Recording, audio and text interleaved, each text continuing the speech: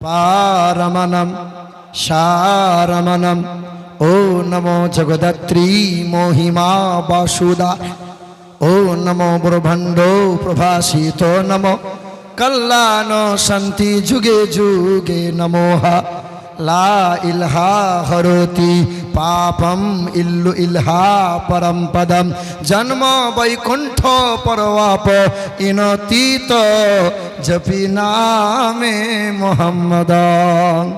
সকলে বলি সাল্লাল্লাহু। মনে মনে ভাবিয়েন না যে বামুন ভাড়া করে নিয়ে এসছে। হ্যাঁ, কদিন আগে উত্তর দিনাজপুরে রোজার আগে ওয়াজ করতে গিয়েছিলাম, আর স্টেজ যেখানে করেছি স্টেজের পিছনের বাড়িটা বামুনের বাড়ি ছিল, আমার তো ছিল না জানা। জলসার কমিটির ছেলেরা শুধু বলছে হুজুর বেদ পুরাণ দিয়ে ধুনে দেবেন। আমি বললাম বেশ দাঁড়া। 2-4 মিনিট যখন বেদ পুরাণ রামায়ণ বলেছি তো ঘন্টাখানিক পর দেখছি এক বামুন এসে স্টেজের কোণে দাঁড়িয়ে আছে। আমি মনে মনে চিন্তা করছি মন্ত্রের কোনো গোলমাল হলো নাকি। জিজ্ঞাসা করছি ব্রাহ্মণ বাবাজি কোনো কিছু সমস্যা? বলে না বাবা, আমি তো ঘুমিয়েছিলাম, হঠাৎ ঘুম ভেঙে শুনছি মন্দিরে পুজো শুরু হয়ে গেছে। ছুটে গিয়ে দেখছি মন্দিরে কোনো মাল নাই, এ পুজো করে কে? জলসা তলায় মৌলবীতে মন্ত্র পড়ে। সামনে এসেছে আর জিজ্ঞাসা করছে বাবা কথা বলি একটা। তখন বলেন। তা বলে আপনি যে মন্ত্রগুলো পড়ছেন বাবা, আমাদের বামুনগুলো এরকম মন্ত্র বলে না। সত্যি করে বলেন তো আপনি আগে কোনো বামুন টামুন ছিলেন নাকি? তা আমি বললাম না, তবে মহান মালিকের দয়ায় আজ পর্যন্ত 19 জন হাতে হাত রেখে কালেমা পড়ে মুসলমান হয়েছে। আর একটু জোরে হবে না? হ্যাঁ, তবে আপনারা যেভাবে বসে আছেন মনে হচ্ছে সকালবেলায় নানি মরেছে। এত মন খারাপ করে এইভাবে ফাঁকা ফাঁকা বসে না থেকে একটু আগিয়ে আসেন না বাপ, একটু আগিয়ে চলে আসেন। এই যে আপনারা চলে আসছেন, যারা দাঁড়িয়ে আছে ভাই একটু বসে যাওয়া লাগবে, একটু আগে আগে আসি। আর আমার যুবক ভাই যারা তোমরা দাঁড়িয়ে আছো যারা, আর জলসা তোলার নামে যে মেলা তোলা দিয়েছে বাবা, জলসা দিয়ে কতটা লাভ পাবে তা আমি বলতে পারবো না, কিন্তু মেলা তোলা দিয়ে যে অবাধ ছেলেদের মেয়েদের যে অসভ্যপনা চলছে, এই বাঁশ কিন্তু কমিটির ছেলে বইতে পারবে না। শুধু যুবক ছেলেগুলো একবার এ মাথা একবার ও মাথা, রাস্তায় শুধু পাক মেরে বেড়াচ্ছে। হ্যাঁ হ্যাঁ, রাস্তায় জ্যাম লেগে গেছে, শুধু যুবক ছেলেগুলো শুধু কোনো মাছ। ফোন নম্বরটা দিয়ে একবার দিয়ে hello hi I love you, সব এসব চলছে। আমার নওজোয়ান যুবক যারা এই জান্নাতের বাগানে বসি বাবা, আল্লাহ দয়া করে তার বান্দাগুলোকে বেছে বেছে নিয়ে তারই পবিত্রময় জায়গায় তারই কথা বলার, তারই কথা শোনার তিনি সুযোগ করে দিয়েছেন। তার রহমতের মজলিসে, ক্ষমা পাওয়ার মজলিসে, ফেরেশতাদের মাঝে, জান্নাতের বাগানে দয়া করে মেহেরবানি করে বসার তৌফিক দিয়েছেন। সেই মহান মালিকের দরবারে, মহান মালিকের দরবারে শুকরিয়া আদায় করি। সকলে উচ্চ স্বরে মুক্ত কণ্ঠে বলি আলহামদুলিল্লাহ। তিনি আল্লাহ, যিনি কাল ছিলেন, আজ আছেন, আগামীতেও থাকবেন। আমরা কেউ ছিলাম না, আজ আছি, আগামীতে আমরা কেউ থাকব না। পৃথিবীতে এসেছি আমরা আল্লাহর ইচ্ছায়, আর পৃথিবী থেকে যাব আমরা আল্লাহর ইচ্ছায়। মাইক ম্যান দুটো ইট দিয়ে ফ্যানটা একটু হালকা তুলে দাও, পারা যাবে? দেখেন কিছু। হে মুসলমান বাবাজিরা, ভাইরা আমার, পৃথিবীতে এসেছি আমরা কার ইচ্ছায়, পৃথিবী থেকে যাব আমরা কার ইচ্ছায়? কেউ কি ইচ্ছে মতো যায় বাবা? মায়ের স্তনে দুধ পান করে 2 বছরের বাচ্চা 2 বছরের বেশি দুধ পান করানো আর যায় না। কিন্তু কোনো বাচ্চা মায়ের স্তনের দুধ কি ছাড়তে চায়? মা হাজারো চেষ্টা করে। না না, হালকা আগিয়ে দাও, দুহাত আগিয়ে দাও ভাইরা আমার, ঠিক আছে ব্যাস ব্যাস। আমার নওজোয়ান তরুণেরা, আমার যুবকেরা, আমার মুসলমান ভাইরা, আমার শিক্ষিত বন্ধুরা, আমার তো 2 বছরের বাচ্চা মায়ের স্তনে দুধ পান করে যদি ছাড়তে না চায়, তাহলে 60 বছর, 70 বছর, 80 বছরের জিন্দেগি, দুনিয়ার মায়া, দুনিয়ার মোহ কেউ কি ত্যাগ করতে চায়? আমার বাপের নানি 118 বছর বেঁচে ছিল। হ্যাঁ, আমার হয় সম্পর্কে বড় মা। দেখা করতে গিয়েছিলাম, জিজ্ঞাসা করছি বড় মা কেমনে আছো? বলে বাপ ভালো নাই। আর কিছুদিন কি থাকতে চাইছো? বলে বাপ তুই তো টাটকা হাফেজ, একটু দোয়া করে দে বাপ, আর 10 বছর যেন থাকি। 118 বছরের মহিলা তখনও মরতে চাই না। ফিরাউন 1500 বছর জীবন পেয়েছিল। ওই ফিরাউন বলেছিল আমি বড় খোদা, আমাকে কেউ মারতে পারবে না। আল্লাহ বলেছিল নাফরমান, আমি আল্লাহ তোরে চুবিয়ে চুবিয়ে মারবো, তোরে সহজে ছাড়বো না। নমরুদ বলে এক বেঈমান ছিল, 800 বছর জীবন পেয়েছিল। ছোটবেলায় পরের বাড়িতে রাখালি করে বড় হয়েছিল। পথের মাঝে সুরমা কুড়িয়ে পেয়েছিল। চোখে সুরমা লাগাই জমিনের তলে মোহর দেখতে পায়, সঞ্চয় করে নিল, পরবর্তীতে বাদশা হলো। ওই নমরুদ 800 বছর জীবন পেয়ে গোটা বিশ্ব শোষণ করেছিল। একটা দেশের বাদশা নয়, গোটা বিশ্বের বাদশা ছিল নমরুদ। ওই নমরুদ বলেছিল আল্লাহকে মার্ডার করব, আল্লাহকে রাখবো না। আল্লাহ বলেছিল নাফরমান, তোরে মশা দিয়ে আমি আল্লাহ শায়েস্তা করব, তোরে সহজে ছাড়বো না। হ্যাঁ, এক পা খোঁড়া। সাদ্দাত বলে এক বেঈমান ছিল, মায়ের পেট থেকে যেই দিন ভূমিষ্ঠ হয়েছিল, মায়ের সেই দিন মৃত্যু হলো। বাচ্চা মহা বন্যায় ভেসে গেল, জঙ্গলের কিনারায় ঠেকে গেল। ওই বাচ্চাকে বাগে করে তুলে নিয়ে গেল, বাচ্চাকে দুধ পান করাই, বাচ্চা বড় হয়। জঙ্গলের কান্না শুনতে পেল মাঝির দল, নৌকা নিয়ে নদী দিয়ে যায়। কান্না শুনতে পাই, সেই বাচ্চাকে তুলে নিয়ে গ্রামে যায়। ওই বাচ্চা নিয়ে গেল, নাম হলো সাদ্দাত। বড় হয়ে বাদশাহিত্ব পেল, আর আল্লাহকে বড় আঙ্গুল দেখিয়ে বলেছিল খোদার জান্নাতে আমি কখনো যাব না। জান্নাত তৈরি করেছিল, শখের জান্নাত দেখবে বলে জান্নাতের দরজায় দাঁড়িয়েছিল। জান্নাতের সম্মুখে এক মুরব্বী মানুষ, এক মুরব্বীকে দেখতে পেয়েছিল। সাদ্দাত জিজ্ঞাসা করলো তুমি কে? বলে আমি সেই সে, সবার জীবনে একবার করে আসে যে, আমার নাম মালাকুল মাউত ফেরেশতা। পা বাড়াবি না, তোর কপালে খারাপই আছে। যেই কদম বাড়িয়েছে গলা টুটি ধরেছে, সাদ্দাত পৃথিবী থেকে বিদায় নিয়েছে। শখের জান্নাত আর দেখা। আমার নওজোয়ান যুবক যারা, তোমাদের এক গুরুদেবের নাম বলছি, শোনো বাবা। সোশ্যাল মিডিয়ায় রাত দিন তোমরা দেখছো যারে, মাইকেল জ্যাকসন নাম ছিল তার। ইংলিশে গান করতো, ড্যান্স করতো, একটা গানে কোটি কোটি টাকা রোজগার করেছিল। দেহের রং কালো ছিল, সার্জারি করে ফর্সা হয়েছিল। ওই মাইকেল জ্যাকসন 10টা মানুষকে কিনে রেখে দিয়েছিল। লিভার, কিডনি, চোখ যখনই লাগবে তোদের দেওয়া লাগবে। 12টা ডাক্তার পোষা রেখে দিয়েছিল। খাবার পরীক্ষা না করে খাই না, অক্সিজেনওয়ালা বিছানা না হলে শোই না, দাস্তানা ব্যবহার না করে হ্যান্ডসাপ করে না, পানি পরীক্ষা না করে পান করে না। মাইকেল জ্যাকসন চিৎকার করে বলেছিল 150 বছরের আগে আমি কখনো মরব না। আল্লাহ বলেছিল 60 বছর পার হতে পারবি না। 60 বছর পার হয় না। হায়াত মওতের মালিক কে? হ্যাঁ হ্যাঁ, এইরকম আল্লাহ বললে তো ওয়াকফের বিল এমনি বাতিল হয়ে যাবে। সামনে ভোট আসছে, পার্টির নেতার জন্য খুব লাফাবে, খুব ঝাঁপাবে, এত চিৎকার করবে, স্লোগান দেবে যে বউ আর গলার আওয়াজ শুনে বুঝতে পারবে না। কে গো? বলে আমি কোদালের বাপ। বলে তোমার আওয়াজ শুনে বোঝা যায় না। বলে নেতার জন্য ভেঙে দাও, গুঁড়িয়ে দাও। ভোট আসবে, ভোট যাবে, যে নেতা মন্ত্রী হবার সে হবে। 14 পুরুষ বসে বসে খাবে। তুমি যেমনকার চাষি মানুষ চাষ করে খাচ্ছিলে, গরিব মানুষ ব্যবসা করে খাচ্ছিলে, ওই রকমই তোমায় খেতে হবে। ভাইয়ে ভাইয়ে দ্বন্দ্ব করে লাভ নাই। ধনী যদি দিতে হয় মহান মালিকের নামে ধনী দাও, ইহকালে নাজাত পাবে, পরকালে হাসতে হাসতে জান্নাতি হবে। আমি কোনো ভোটের নির্বাচনী প্রার্থী নয়। আমার 5টা মানুষ যা, 5000 মানুষ থাকলেও তা। আমি আখেরাতের ফেরিওয়ালা। আমি বর্ধমান জেলার মানুষ, উত্তর 24 পরগনা স্বরূপনগর এলাকায় এসেছি। বাপ, তোমার জন্য এসেছি। একটু আগে আগে বসলে খুব ভালো হতো। চতুর্দিকটা চুল আর মধ্যখানে মনে হচ্ছে টাক টাক হয়ে গেছে। এ বাপ, ধান চাষ করেন না আপনারা? ধান চাষ করেন না আপনারা? যার ভিতরে চাল থাকে না তাকে কি বলেন? চিঠি বলেন? আমাদের বর্ধমানের ভাষায় বলে আগারা, কেউ বলে আবার পাতান। চিটে বলেন আর পাতান বলেন আর আগারাই বলেন, মাল কিন্তু সেই। যার ভিতরে চাল থাকে না তাকে চিটে বলে। মা বোনরা যখন ধান ঝাড়ে ওই ছিটকে যায় কোনগুলো? পৃথিবীতে যতদিন বাঁচবেন চিটে হয়ে বাঁচিয়েন না।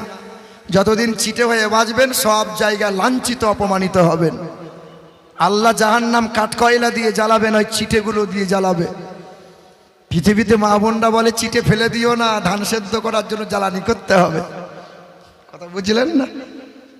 বাবাজিরা ভাইরা আমার, পৃথিবীর জমিনে ইংল্যান্ডের রানী এলিজাবেথ নাম ছিল তার, মাথায় ছিল কোহিনূরের মুকুট, যার সেই মুকুটের মূল্য ৩,৫০০ কোটি মার্কিন ডলার। ইংল্যান্ডের রানী এলিজাবেথ বলেছিল সেঞ্চুরি না করে আমি মরব না। আল্লাহ বলেছিল ৭০ বছর তুই পার হতে পারবি না। এবার বলেন, হায়াত মৌতের মালিক কে? জান্নাত ও জাহান্নামের মালিক কে? আনন্দ নিরানন্দের মালিক কে? সুখ ও শান্তির মালিক কে? পৃথিবীতে এসেছি আমরা কার ইচ্ছায়? পৃথিবী থেকে যাব আমরা কার ইচ্ছায়? আর এই মধ্যখানে জীবনটুকু চালাবো কার ইচ্ছায়? বলো না, চালাচ্ছি কার ইচ্ছায়? আল্লাহর ইচ্ছায়। গরমের সময় ছিল, চাচা এসা ফজরের নামাজ নিয়মিত গেল। যেই ঠান্ডার সময় চলে এলো, চাচির গলা ধরে সারা রাত কাটিয়ে দিল, ফজরের নামাজ নাই। কার ইচ্ছা? ইচ্ছা হয়েছে টুপি পরেছে, ইচ্ছা হয় নাই কতজনে পড়ে না। ইচ্ছে হয়েছে এক জুম্মা গেছে, কাজের চাপ তাই ৪ জুম্মার পড়ে না। সব ইচ্ছে মতো চলি আমরা, আল্লাহ আল্লাহ রসুলের ইচ্ছাকে বাদ দিয়েছি। বাবা, আমার এই জালসার মাহফিলে হিন্দু মুসলমান জাতি ধর্ম নির্বিশেষে সকলকে আমন্ত্রণ জানাচ্ছি। বাবা, আমরা মুসলমান একমাত্র সম্প্রীতি বজায় রেখেছি, আগামীতেও রাখবো ইনশাআল্লাহ। যতই আমাদেরকে অপমান করো, অপদস্থ করো, আর যতই মুসলমানগুলোকে বেছে বেছে নোটিশ পাঠাও না কেন, দেশের মাটিতে রক্ত আমরা দিয়েছি বেশি, দেশের মাটিতে জীবন দিয়েছি আমরা বেশি, দেশের মাটিতে অবদান আমাদের বেশি। এখনো ইন্ডিয়া গেটে মোটা মোটা করে লেখা আছে স্বাধীনতা সংগ্রামীদের নাম, লেখা আছে ৯২,০০০ ব্যক্তিগণের নাম। আদিবাসী দিল, খ্রিস্টান দিল, বৈত দিল, সাঁওতাল দিল, হিন্দু দিল, আরে সব যে দেশের জন্য রক্ত দিল, জীবন দিল, যারা ৯২,০০০-এর ভিতরে ৬২,০০০ টুপিওয়ালা দাড়িওয়ালা মুসলমান ছিল। তারা ১৯৬৫ সালে দেশের প্রধানমন্ত্রী লাল বাহাদুর শাস্ত্রী ছিল। ওই সময় ভারত চায়না একবার যুদ্ধ হয়েছিল, বারবার চায়নার সাথে যুদ্ধ করে ভারত পরাজিত হয়েছিল। ওই সময় দেশের সাংবাদিকরা প্রশ্ন করেছিল, স্যার আপনি তো দেশের প্রধানমন্ত্রী, আমার দেশ বারবার পরাজিত হয় মানে জনগণের মাথা নত হয়ে যায়, কেন এমনি হয়? দেশের প্রধানমন্ত্রী লাল বাহাদুর শাস্ত্রী বলেছিল, কয়েক বছর হলো আমার দেশ স্বাধীন হয়েছে, অস্ত্র তেমন নাই, সৈন্য সিপাহী তেমন নাই, আরে একজন মায়ের লাল মায়ের বেটা, নেক বাপের নেক সন্তান, হায়দ্রাবাদে বাড়ি, হায়দ্রাবাদের নিজাম মীর ওসমান আলী খান ১৯৬৫ সালে দেশের প্রধানমন্ত্রীকে ডাক দিয়ে বলেছিল, আমার বাপ দাদুর পৈতৃক সম্পত্তি ৫,০০০ কেজি সোনা আমি মুসলমানের ছেলে দেশের জন্য দান করে দিলাম, আমার এই দেশ যেন কখনো পরাজিত না হয়। ভাইরা আমার, দেখছেন না বারবার মুসলমানদের টার্গেট করা হয়, বারবার মুসলমানদের হেনস্থা করা হয়। দেশের মাটিতে হিন্দু আছে, খ্রিস্টান আছে, বৌদ্ধ, জৈন, শিখ আছে, কারো ধর্ম নিয়ে কারো চুলকানি হয় না, কিন্তু মুসলমানদের নিয়ে বড় মাথা ব্যথা। কেন এত বাবা মাথা ব্যথা? বলে হ্যাঁ, আপনি যদি শখ করে 10টা আমের গাছ লাগিয়েছেন, 9টা গাছের ফল টক, কিন্তু একটা গাছের ফল বড় মিষ্টি। বলেন তো বাবা, মহল্লার ছেলেরা কোন গাছে ঢিল পাথর মারবে বেশি? বলো বলো। হ্যাঁ, সবাই জানে ওই সবে কত মিষ্টতা নাই, যতটা সত্যতে যত মিষ্টতা আছে ইসলাম ধর্মে, তাই তো ঢিল পাথর একটু বেশি সহ্য করতে হয়। কিছুদিন আগে শোনেন নাই, এক শয়তান বলছিল মুসলমানদের কোরআনকে বয়কট করতে হবে। মুসলমানদের কোরআন নাকি শয়তান লিখেছে ২৭ জনে, শোনেন নাই? অসীম সরকার তার নাম, তার নামে মামলা হলো, আমিও মামলা করেছি, শত শত মামলা হয়েছে। শুনেছেন তার কি জেল হাজত হয়েছে বাবা? তার কি অ্যারেস্ট হয়েছে? আপনি কিছু বলেন, সঙ্গে সঙ্গে 4 গাড়ি পুলিশ আপনার বাড়িতে হাজির হয়ে যাবে। মুসলমানদের প্রতি এই দেশে ন্যায় বিচার, দেশের আইন আছে, আইনকে সম্মান করি আমরা, পুলিশ প্রশাসনদেরকে ভালোবাসি আমরা, আদালতকে সম্মান করি আমরা, কিন্তু মুসলমানদের প্রতি ন্যায় বিচার হচ্ছে বাবা? 2 ডাকাত ডাকাতি করতে গেছে, এক ডাকাত পাঁচিল পার করে যেই বাড়িতে ঢুকেছে, পাঁচিলটা উল্টে গিয়ে ডাকাতের ওপর পড়েছে। তো এক ডাকাত বাদশার কাছে মামলা করেছে, হুজুর জাহাপানা, আপনার রাজত্বে বাস করছি আমরা, আমরা ডাকাত, আমাদের কোনো স্বাধীনতা নাই, আমরা 2-4 বার একটু ডাকাতি করে খাবো, তাও পারি না। ওই বাড়িওয়ালার ব্যাপারে মামলা দিচ্ছি আমরা। বলে কি করতে হবে? বলে বাড়িওয়ালাকে ফাঁসি দিতে হবে। পাঁচিল এরকম কেন বানাবে? ডাকাত চাপা পড়ে মরে যাবে। বলে এক কাজ করে, বাড়িওয়ালাকে ধরে নিয়ে আয়, ফাঁসি দেবো, আমার দেশের ডাকাত চাপা পড়ে যাবে। না, হতে পারে না। বাড়িওয়ালাকে ধরে নিয়ে এসছে। বাড়িওয়ালা বলছে, হুজুর এ ভুল আমার লয় হুজুর, পাঁচিল আমার, কিন্তু বানিয়েছেন যিনি তিনি রাজমিস্ত্রি, এই অপরাধ আমার লয়, গোলমাল যদি করেছে তো রাজমিস্ত্রি করেছে। বলে এক কাজ কর, রাজমিস্ত্রিকে ধরে নিয়ে আই, ফাঁসি দেবো। রাজমিস্ত্রি বলছে, হুজুর জাহাপানা, রাজমিস্ত্রি আমি, বানিয়েছি আমি, কিন্তু মশলা একটু ঢিলা করে দিল আমার লিভার, এ দোষ আমার লয় হুজুর, ওই লিভারে গোলমাল করেছে। বলে এক কাজ কর, লিভারকে ধরে নিয়ে আই, ফাঁসি দেবো লিভারকে।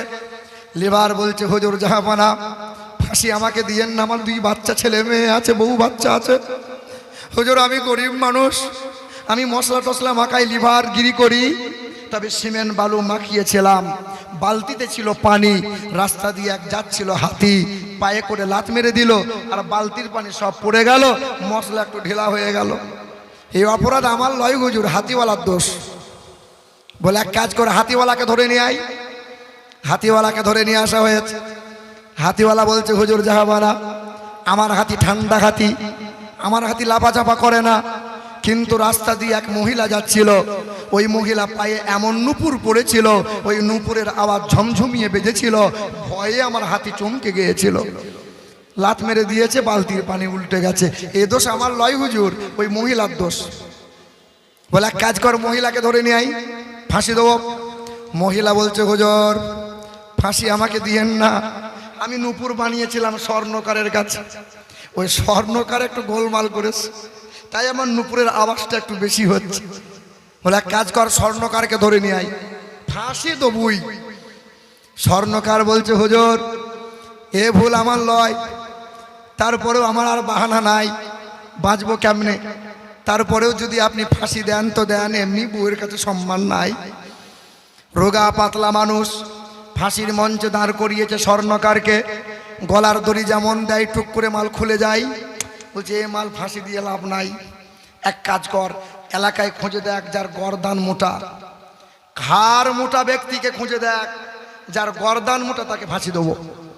এলাকায় খুঁজে খুঁজে পেয়েছে এক পীরের মুরিদ, মানে পীর সাহেব যে বাড়িতে যায়, পীর যত না খায় মুরিদ তার ডবল খায়, হুজুর যা না খায় সাগরের তার বেশি খায়, তো খেয়ে খেয়ে সস্তায় মাল বস্তায় ভরেছে, ঘাড় মোটা করেছে।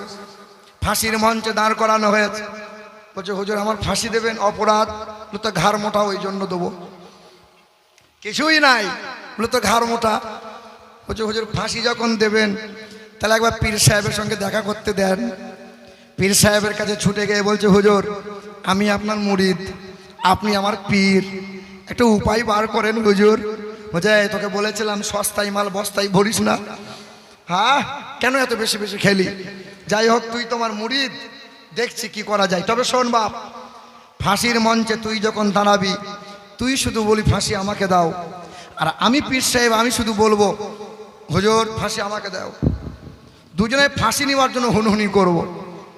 মুরিদ বলছে হুজুর দেরি করিয়েন না, তাড়াতাড়ি ফাঁসির আমাকে দিয়ে দেন। পীর সাহেব বলছে না হুজুর ফাঁসি আমাকে দেন। বাদশা বলছে সবাই বাঁচার জন্য বাহানা খোঁজে, আর তোরা মরার জন্য এত হুড়ুহুড়ি করছিস কেন বাবা? বলে না হুজুর গোপন কথা বলা যাবে না। এই বল কি হয়েছে বল। বলে হুজুর রাতের বেলায় স্বপ্ন দেখেছি আজকে ফাঁসির মঞ্চে যে গলায় দড়িতে ফাঁসি দিয়ে মরবে সে ফুরুত করে বিনা হিসেবে জান্নাতুল ফিরদাউস পাবে। বাদশা চিন্তা করছে এত সহজ, আহা সাংঘাতিক, এত সুবিধা জান্নাত যাওয়া। বলছে বাবা তোরা বাড়ি যা, ফাঁসি আমাকে দে। কথা বুঝতে পারছেন না? মানে দেশের মাটিতে ন্যায় বিচার বলে কিছু। আজ এখানে 1200 ভোটার, 800 মুসলমানের নামে নোটিশ এলো। 14 পুরুষ যার এখানে বংশ পরম্পরা দেশের মাটিতে ভূমিষ্ঠ হলো, এই দেশের মাটিতে কবর হলো, তার নামে নোটিশ এলো। সে নাকি এই দেশের বাসিন্দা নয়, এই দেশে তার জায়গা হবে না। এই দৃশ্য দেখে কিছু হিন্দু ভাই বগল বাজাচ্ছে, ভালোই হলো মুসলমানরা ফেসে গেল। একই নৌকায় আছে হিন্দু মুসলমান, দুতলায় আছে হিন্দু, নিচে তলায় আছে মুসলমান। নৌকা ভেসে ভেসে নদীর তীরে গেছে, এমন সময় নৌকার তলা ফুটো হয়ে গেছে। ওপর তলা থেকে হিন্দুরা বলছে ভালোই হলো মুসলমানরা ডুবে যাবে। ওমাল জানে না নিচু তলায় ডুবলে কি ওপর তলা ঠাড়ো থাকবে বাবা। হ্যাঁ, এই দেশের মাটিতে হিন্দু মুসলমান সবাই বাস করছে, বিপদ সবার, মুসলমানের না সবার। হ্যাঁ, দেশটা নয়তো কারো বাপের ভিটা, করিবে মন চাহিলি যখন যেটা। দেশটা নয়তো কারো বাপের ভিটা, করিবে মন চাহিলি যখন যেটা। দেশটা লক্ষ মাইল ইজ্জতের দামে কেনা, মাটিতে মিশে আছে লাখ শহীদের রক্ত কণা। শহীদের রক্তের দামে কেনা মদের সোনার ভিটা, তবে কেন অভ্যাস হলো বিদেশিদের চরণ চাটা। দেশটা নয়তো কারো বাপের ভিটা। দেখছেন না, বিদেশে গেছে ইসরায়েলকে বলছি এটা ফাদারল্যান্ড। শুনেন নাই? বলছে মুসলমানদের হোটেলে খাওয়া যাবে না, মুসলমানদের ছোঁয়া নেওয়া যাবে না, কিন্তু ইরান থেকে তেল নেবো গ্যাস নেবো তাতে অসুবিধা। দেশটা নয়তো কারো বাপের ভিটা, করিবে মন চাহিলি যখন যেটা। এই দেশের মাটি হতে গন্ধ আসে ওই কালেমার, এদেশের আকাশ ছুঁয়ে রয় দাঁড়িয়ে কত মিনার। এদেশের মাটি হতে গন্ধ আসে ওই কালেমার, এদেশের আকাশ ছুঁয়ে রয় দাঁড়িয়ে কত মিনার। আজানের সুরে সুরে জীবন যাদের গড়ে ওঠা, এদেশে জালিমদের এত কেন ঘন ঘাটা। দেশটা নয়তো কারো বাপের ভিটা, করিবে মন চাহিলি যখন যেটা। জোরে বলি নারে তাকবীর। পিছনের লোকরা বলে না, বলে মৌলভী সাহেব তুমি বর্ধমান থেকে এসে টাকা পকেটে গরম করে চলে যাবে, আমরা তো টাকা পাবো না। হ্যাঁ, তো চিল্লাতে হয়তো মৌলভী তুমি একাই চিল্লাও, আমরা তো চিল্লাবো না।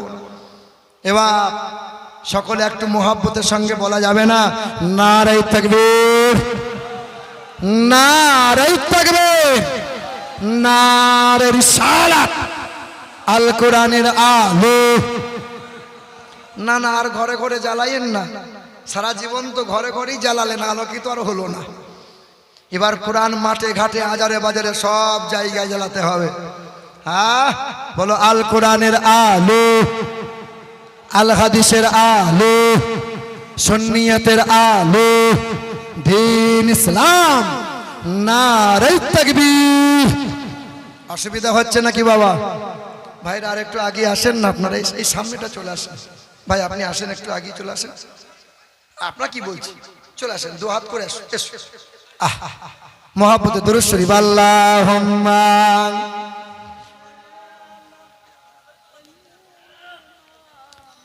মাওলানা মুহাম্মদ ওয়া আলা আলি সাইয়্যিদিনা। মুসলমান বাবাজিরা ভাইরা আমার, পৃথিবীর জমিনে ধর্ম আছে কম বেশি ৩,৫০০।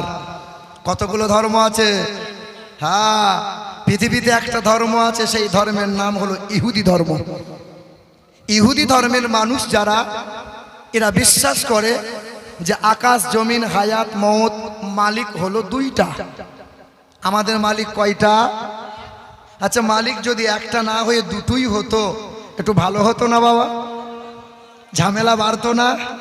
বাপের দুটো ছেলে তাই ঝামেলাই কমে না। রাস্তার ধারে এক কাঠা জমি, ছোট ছেলে বলছে আব্বা আমি লোবো, বড় ছেলে না আব্বা আমি লোবো। রাত দিন শুধু ভাই বারে মারামারি কেস কাছারি হয়। বাপ মসজিদে গিয়ে বলছে আল্লাহ বাঁচা হলে ভালো হতো। এই দুই ছেলে নিয়ে ঝামেলা মরে না। আল্লাহ বলছে অংশীদার আমি আল্লাহ পছন্দ করি না। ইহুদিরা বিশ্বাস করে কয় আল্লাহ।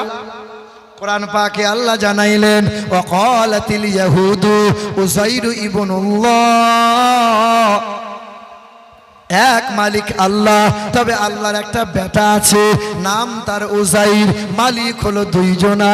জোরে বলেন না না সুবহানাল্লাহ বলিয়েন না। সুবহানাল্লাহ বলবেন, একটু বুঝে বলবেন। সুবহানাল্লাহ বলা ভালো, কিন্তু সব জায়গায় বলা। কাঁদবেন, দোয়া করার সময় কাঁদবেন, কাঁদা ভালো। কিন্তু জামাই যদি শ্বশুরে গলা ধরে বিয়ে করতে গিয়ে যদি কাঁদে, ও কাঁদন ভালো হবে বাবা? হ্যাঁ এ বাবা, আগেকার দেখেননি মেয়েরা খুব কাঁদতো।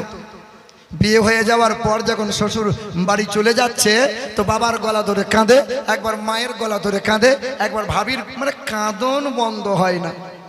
এখনকার মেয়েরা কাঁদে বাবা? কাঁদে। কাঁদবে কি করে? সব মোবাইলে সেটিং হয়ে আছে। হ্যাঁ এবার জামাই যখন কাঁদছে, মানে মেয়ে যখন কাঁদছে, তো মেয়ের কাঁদন দেখে জামাইও কাঁদে। তো বন্ধুগুলো জিজ্ঞাসা করছে এই তুই কাঁদছিস কেন? বলে আমার বউ কাঁদে। বলে কাপা বউ কাঁদে বলে তুই কাঁদবি? বলে না আমার বউ কাঁদে। বলে একদিনে এত পীড়িত, বউ কাঁদে বলে তুই কেন কাঁদছিস? বলে দেখ তোর বউ কাঁদছে, বাপ মা ছেড়ে চলে যাচ্ছে বলে, তা তুই কেন কাঁদিস? বলে দেখ যে বউ আমি ঘর নিয়ে যাচ্ছি, আমাকেও 2-4 মাস পর বাপ মা ছাড়তে হবে, ওই জন্য বউয়ের সঙ্গে আমি এখন কেঁদে নিচ্ছি। কাঁদা ভালো, সব জায়গায় কাঁদা। সুবহানাল্লাহ বলা ভালো, সব জায়গায় বলা।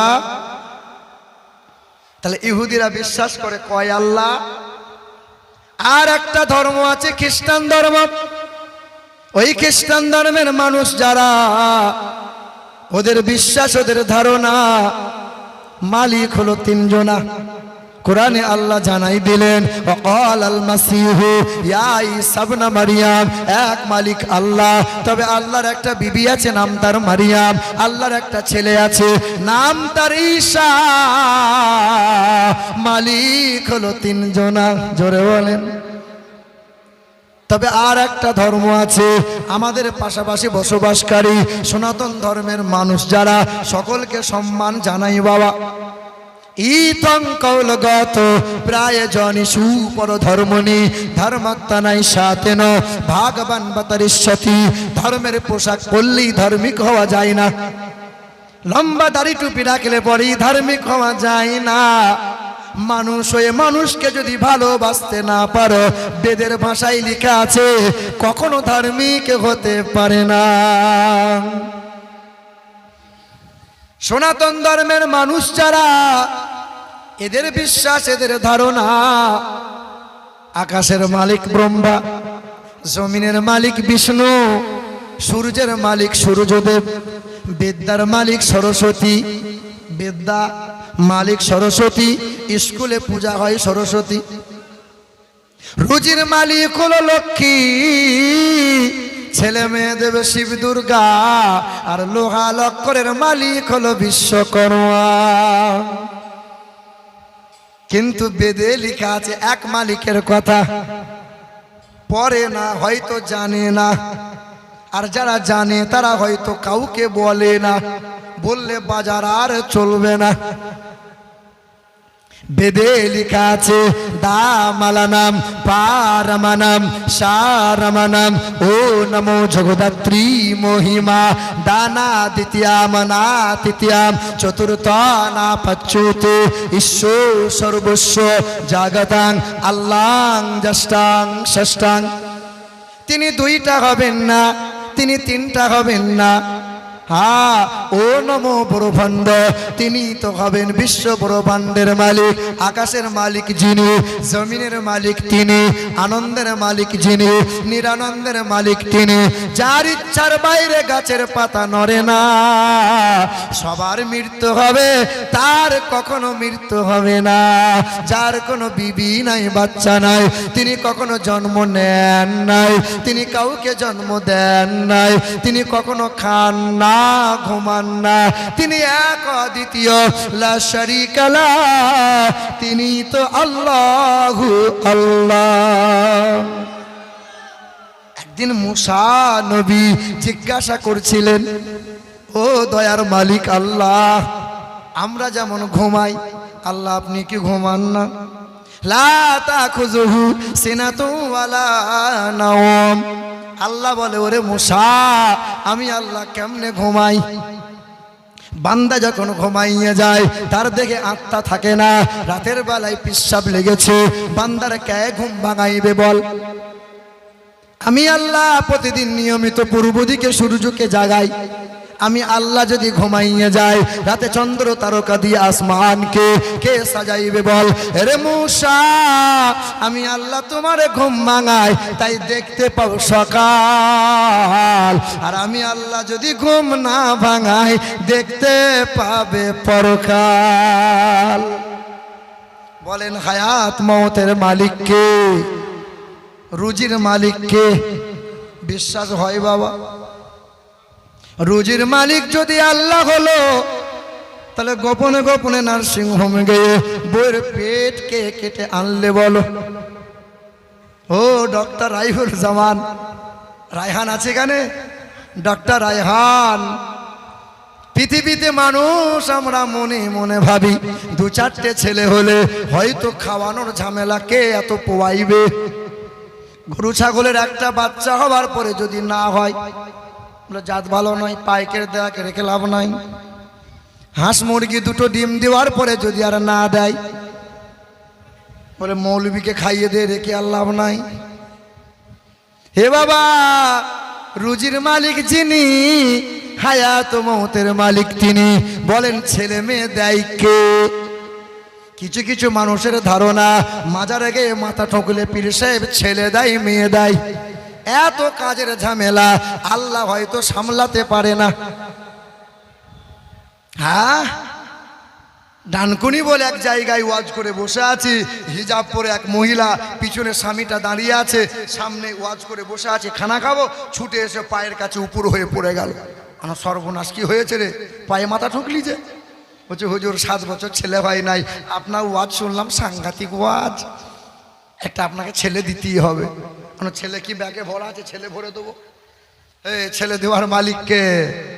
হ্যাঁ, হে মুসলমান ভাইরা আমার, পীর মানো, মাজার মানো, নবী মানো, নবীর প্রতি দরুদ সালাম পড়ো, আমিও মানি, কিন্তু ডাইরেক্ট নয়, চাইতে হবে কার কাছে?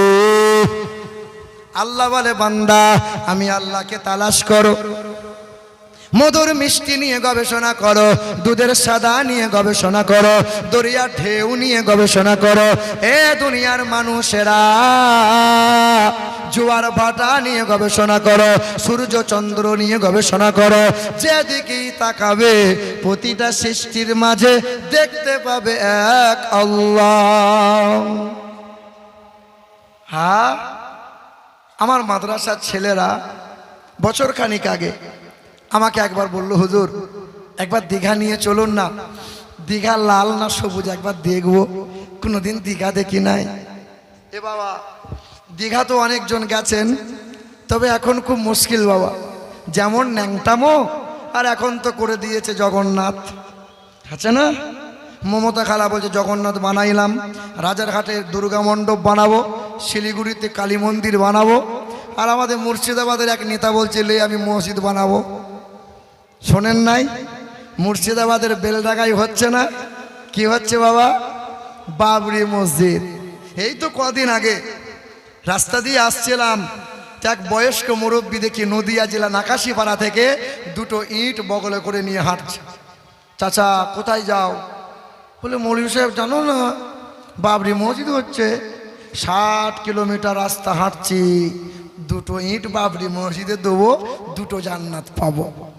আনুবা, জান্নাত নানির বাড়ির গোয়াল ঘর, জান্নাত কি চাচার শ্বশুর বাড়ি?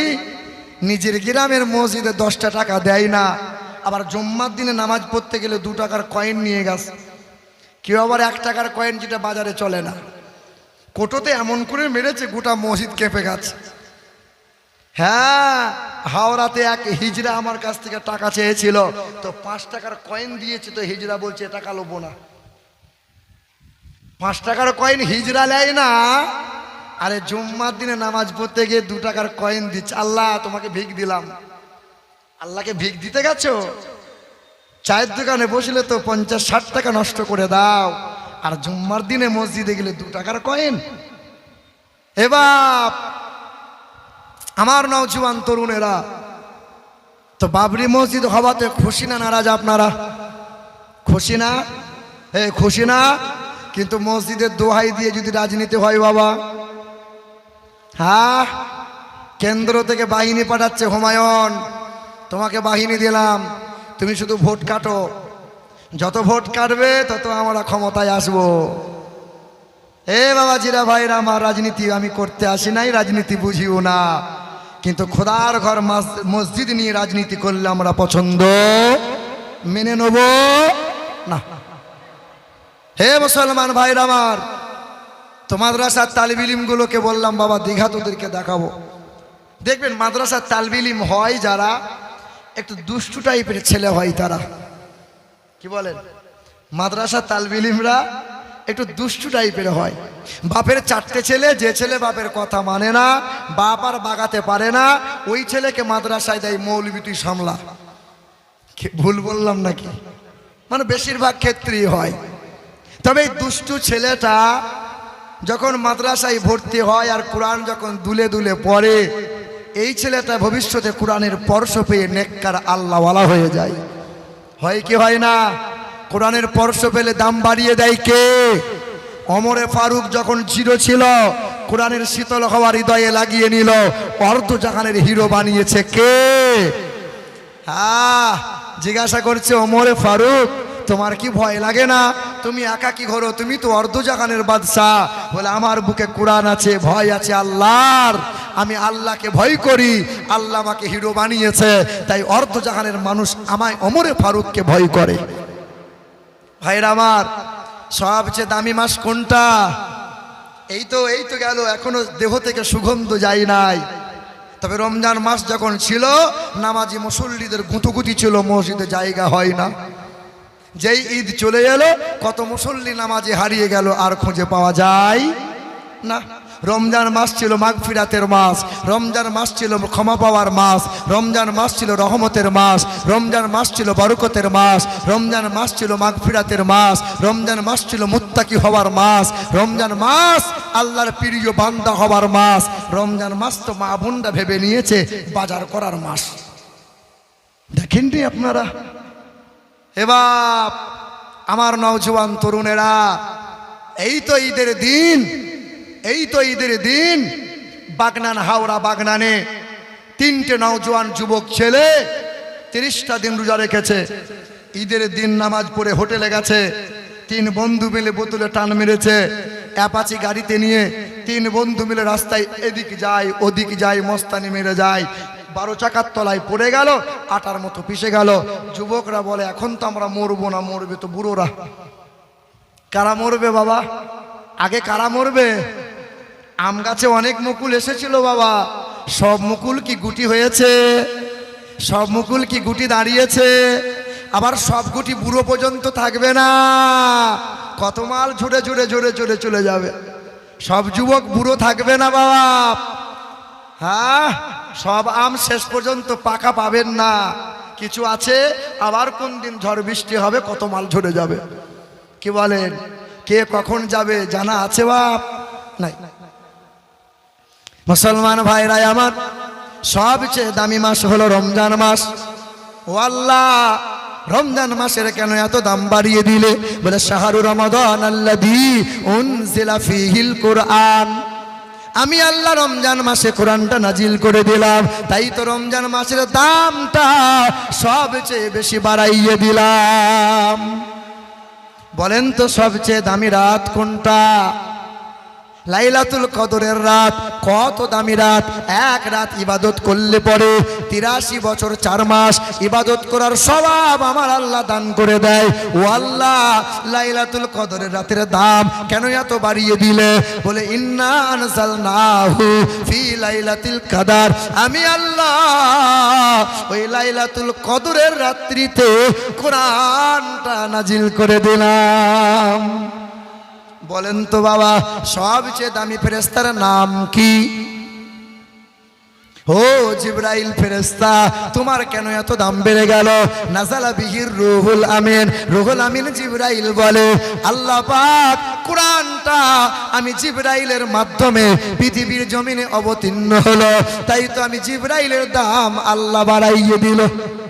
পৃথিবীর জমিনে সবচেয়ে দামি মানুষটাকে, মহামানবটাকে কেন এত দাম বেড়ে গেল? পণ্ডিত জওহরলাল নেহরু দেশের যখন প্রধানমন্ত্রী হয়েছিল, সাংবাদিকরা প্রশ্ন করেছিল, স্যার আপনি জীবনভর কিস্তি টুপি বললেন, লম্বা পাঞ্জাবি বললেন, হাতে লম্বা লাঠি রেখে দিলেন, ও পণ্ডিত জওহরলাল, পৃথিবীর মাটিতে মহামানব আপনি কাকে মনে করেন? পণ্ডিত জওহরলাল বলেছিল, পৃথিবীর জমিনে কেউ বলে যীশু খ্রিস্টের কথা, কেউ বলে আব্রাহাম লিঙ্কনের কথা, কেউ বলে লেনিনের কথা, কেউ বলে গুরু নানকের কথা, কেউ বলে মহাবীরের কথা, কেউ বলে বালক ব্রহ্মচারীর কথা। আমি পণ্ডিত জওহরলাল বলে দিয়ে যায়, পৃথিবীর জমিনে যিনি জীবনে কখনো কোনোদিন একটাও মিথ্যা কথা বলেন না, যার প্রতি কোরআন নাজিল হলো, যে কোরআনে বিন্দু মাত্র কোনো ভুল নাই, তিনি হলেন বিশ্বের মহান নেতা নবী মুহাম্মদ রাসূলুল্লাহ।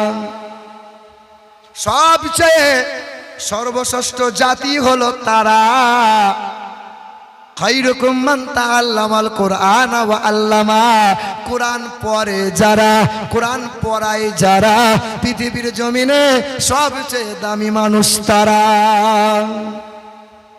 কোরআনের স্পর্শ পেলে আল্লাহ দাম বাড়িয়ে দেয় না? পৃথিবীর দুশ্মনরা মসজিদ ভেঙে দিচ্ছে, মাদ্রাসা ভেঙে দিচ্ছে, কত মসজিদের মাইক নামিয়ে দিচ্ছে, দেখছেন না আপনারা? আচ্ছা, পৃথিবীর দুশ্মনরা সবাই যদি চক্রান্ত করে আর যদি সবাই এক হয়ে কোরআনগুলোকে বস্তায় ভরে আর নদীতে যদি ভাসিয়ে দেয়, বলো বাপ, পৃথিবী থেকে কোরআন কি হারিয়ে যাবে? পৃথিবীর সব কোরআন যদি এক জায়গায় জড়ো করা হয় আর তারা যদি আগুন দিয়ে পুড়িয়ে দেয়, পৃথিবী থেকে কোরআন মুছে যাবে? যদি আগুন লেগে ধ্বংস হয়, যদি আগুন লেগে ধ্বংস হয় পৃথিবীর সব বইয়ের দোকান, আরে বিশ্ব থেকে হারাবে না পবিত্র কোরআন। বলো কেমন করে করবে ধ্বংস তোমার আগুনের তেজ? আরে বিশ্বে ভরা লক্ষ লক্ষ আছে কোরআনের হাফেজ। পৃথিবী থেকে কোরআন কখনো মুছবে বাবা? আপনার এলাকায় অনেক মাস্টার আছে, টিউশনি পড়ায়, বাচ্চা ছেলেগুলোকে বর্ণ পরিচয় বই পড়ায়। এই বর্ণ পরিচয় অ আ ক খ 10টা 12টা পাতা আছে। আপনার এলাকার একটা মাস্টারকে বলেন যে 10 বছর আপনি বর্ণ পরিচয় পড়াচ্ছেন, মাস্টার আপনার কি 10 পাতার এই বর্ণ পরিচয়টা মুখস্থ আছে? কিন্তু পৃথিবীর কত কত মায়ের লাল জিজ্ঞাসা করো, যে কোরআনে 3,23,671টা অক্ষর আছে, যে কোরআনে 86,430টা বাক্য আছে, যে কোরআনে 114টা সূরা আছে, যে কোরআনে 540টা রুকু আছে, ওই 30টা পারার কোরআন কত মায়ের লাল বুকের মধ্যে রেখে দিয়েছে, কখনো ভোলে না। কোরআন কেউ মুছতে পারবে? আচ্ছা বাপ, কোরআন পড়লে স্বভাব, কোরআন শুনলেও। আচ্ছা, আপনার গ্রামে কোরআন শোনার জন্য খতম তারাবি হয় নাই? হয়েছে না অনেক মসজিদে? খতম দিলে বাবা? বলে 4 বার খতম করে দিলাম। এবার তারাবি যখন হচ্ছে তো কিছু কিছু মুসল্লি বলছে হাফেজ সাহেব তাগড়া নয়। 2 বছর আগে একটা হাফেজ সাহেব ছিল, 20 মিনিটে 20 রাকাত। সাংঘাতিক হাফেজ। কি বোঝাতে চাইছে? যে হাফেজ সাহেব তাড়াতাড়ি চালাও। হাফেজ সাহেব বলছে থাম, আল্লাহু আকবার। আলহামদুলিল্লাহ মুদাল্লিন ফাইলাম তাসাদিকিন ফাইলাম আল্লাহু আকবার সামি আল্লাহু লিমান হামিদা। মানে একদম 5G স্পিড। এই যে রমজান মাসে খিদিরপুর এসেছিলাম কলকাতায়, এক ভাই আমাকে নেমন্তন্ন করেছিল, মসজিদে হচ্ছিল সূরা তারাবি, ঝাঁটা ঝাঁট চলছে। তা আমি যখন রুকুতে গেছি সুবহানা যেই বলেছি সামি আল্লাহু লিমান হামিদা, মানে একবার বলতে দে সুবহানা রাব্বিয়াল আযীম, একবার বলতে দে। আত্তাহিয়াতু গেছি, আত্তাহিয়াতু লিল্লাহি ওয়াস সালাওয়াতু ওয়াত তাইয়্যিবাত। তখন ইমাম সাহেব বলছে আসসালামু আলাইকুম রাহমাতুল্লাহ, আসসালামু আলাইকুম রাহমাতুল্লাহ। আর ঘাড় ছিঁড়ে দেবে মনে হচ্ছে। এবার এসব ছেলে খেলামো হচ্ছে না? বলো, কোরআন পড়লে স্বভাব, কোরআন শুনলে স্বভাব, কোরআন দেখলে স্বভাব, কোরআন বুকে নিলে স্বভাব, কোরআন ছুঁইলে স্বভাব, কোরআন চুমা দিলে স্বভাব। এই কোরআন যত শুনবে ততই মধুর লাগে। কোরআন কখনো পুরাতন হয় না। 20 বছর ধরে নামাজ পড়ে কত নাম মুসল্লি বাপ, 20 বছর ধরে নামাজ পড়ে। ইমাম সাহেব যখন নামাজ পড়াই সূরা পড়ে আলহামদুলিল্লাহি রাব্বিল আলামিন আর রহমানির রহিম মালিকি ইয়াউমিদ্দিন। ইমাম সাহেবের পিছনে সূরা ফাতিহা শোনে। যখন মুরব্বী বাবা জীবনটা সুন্নত নামাজ পড়ে সূরা ফাতিহা পড়তে হয়, নফল যখন পড়ে সূরা ফাতিহা পড়তে হয়, ইশরাক যখন পড়ে সূরা ফাতিহা পড়তে হয়, চাস্তারের নামাজ পড়ে সূরা ফাতিহা পড়তে হয়, আহবিনের নামাজ পড়ে সূরা ফাতিহা পড়তে হয়, তাহাজ্জুদের নামাজ পড়ে সূরা ফাতিহা পড়তে হয়, শুকরানার নামাজ পড়ে সূরা ফাতিহা পড়তে হয়, সালাত তাসবিহ নামাজ পড়ে সূরা ফাতিহা পড়তে হয়। এতবার সূরা ফাতিহা পড়ে 20 বছর ধরে একই সূরা পড়লো, শুনলো, কোনোদিন বলল না ইমাম সাহেব পুরাতন হয়ে গেল, একটু নতুন নতুন হলে কি ভালো হয় না? আল্লাহ বলে দুনিয়ার মানুষেরা তোমরা অনেক কবিতা পড়েছ, বিশ্বকবি কবি নজরুলের কবিতা, বিশ্বকবি নোবেল জয়ী রবি ঠাকুরের কবিতা, কবি জসিমউদ্দিনের নকশিকাঁথা। আমি আল্লাহর কবিতাগুলো একটু পড়ে দেখ বাবা। আমি আল্লাহর চ্যালেঞ্জ ছুড়ে দিলাম, পৃথিবীর কোনো কবির সাধ্য না আমি আল্লাহর কবিতার সঙ্গে ছন্দে মিলিয়ে দিই।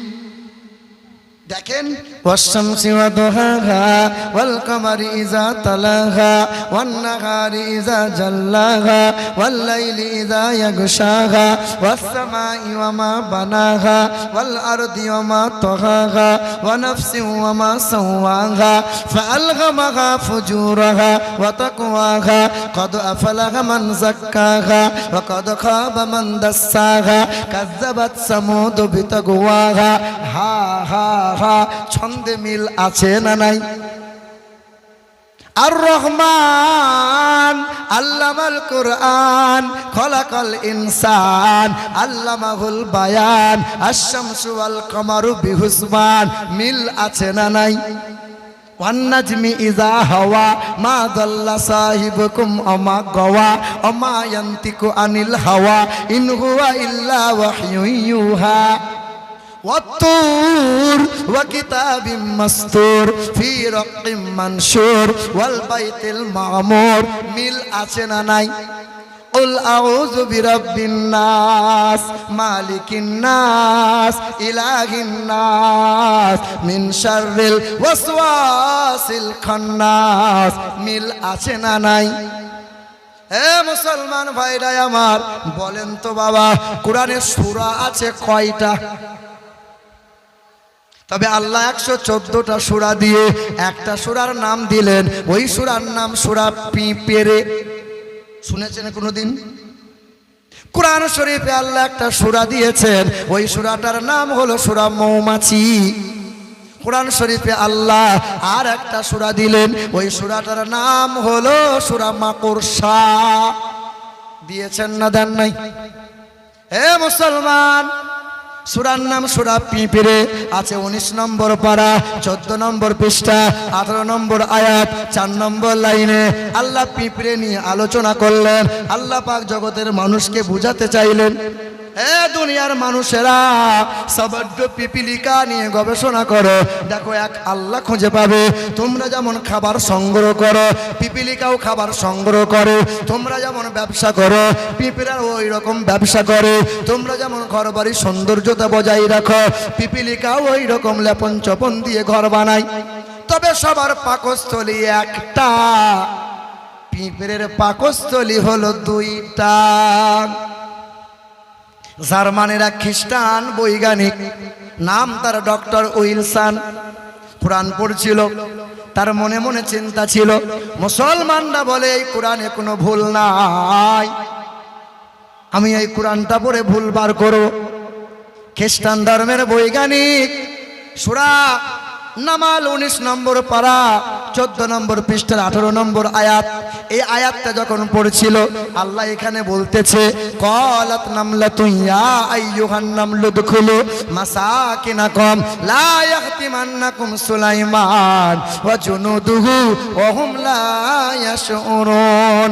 আল্লাহ পাক বলতেছে, সুলাইমান নবী রাজদরবার থেকে বেরিয়ে এলো, সাথী সঙ্গীদেরকে সঙ্গে নিল। 3 মাইল দূর থেকে সুলাইমান নবী দেখতে পেল রাস্তা দিয়ে পিপিলিকা যায়। সুলাইমান নবী বলল, এ পিপিলিকার দল, রাস্তা ক্লিয়ার করে দাও, পায়ের তলায় পড়বে, পিষে যাবে, মারা যাবে। 3 মাইল দূর থেকে সুলাইমান নবী বলল, পিপিলিকা শুনতে পেল, রাস্তা ক্লিয়ার করে দিল। জার্মানের বৈজ্ঞানিকটা বলল, পিপিলিকার কোনো কান নাই, তবে পিপিলিকা কেমনে শুনতে পায়? এই তো কোরআনে ভুল পাওয়া যায়, পিঁপড়ের কোনো কান নাই। ওই জার্মানের বৈজ্ঞানিক বলল,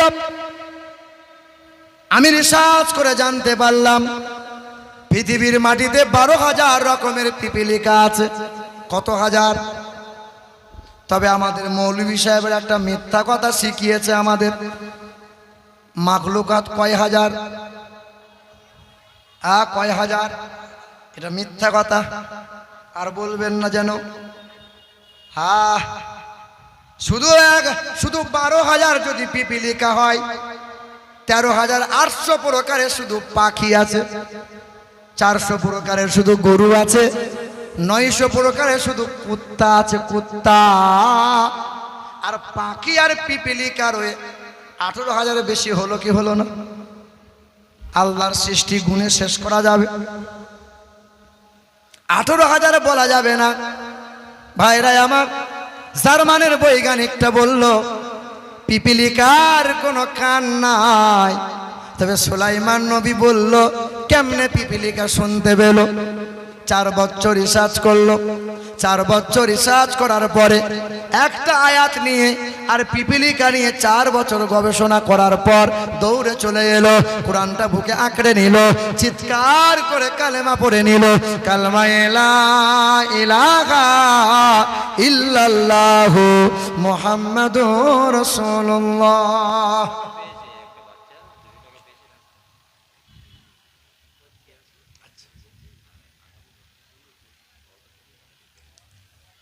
আচ্ছা, একটা বাচ্চা ছেলে 200 টাকা কুড়িয়ে পেয়েছে, যাই হোক, এটা জমা রেখে দেন এখন। ভাইরাই আমার, ও মুসলমান নওজোয়ান তরুণের, আমার যুবকেরা, 4 বছর পরে কলেমা পড়ে নিল। সাংবাদিকরা ছুটে এসে প্রশ্ন করলো, স্যার আপনি তো কোরআনের ভুলবার করলেন, বললেন পিপিলিকার কোনো কান নাই, তাহলে শুনতে পাই না, তাহলে কলমা কেন পড়লেন আপনি? জার্মানের বৈজ্ঞানিক বলল, 4 বছর গবেষণা করে জানতে পারলাম পিপিলিকার কান নাই, এটা সত্য, তবে পিপিলিকা শুনতে পায়।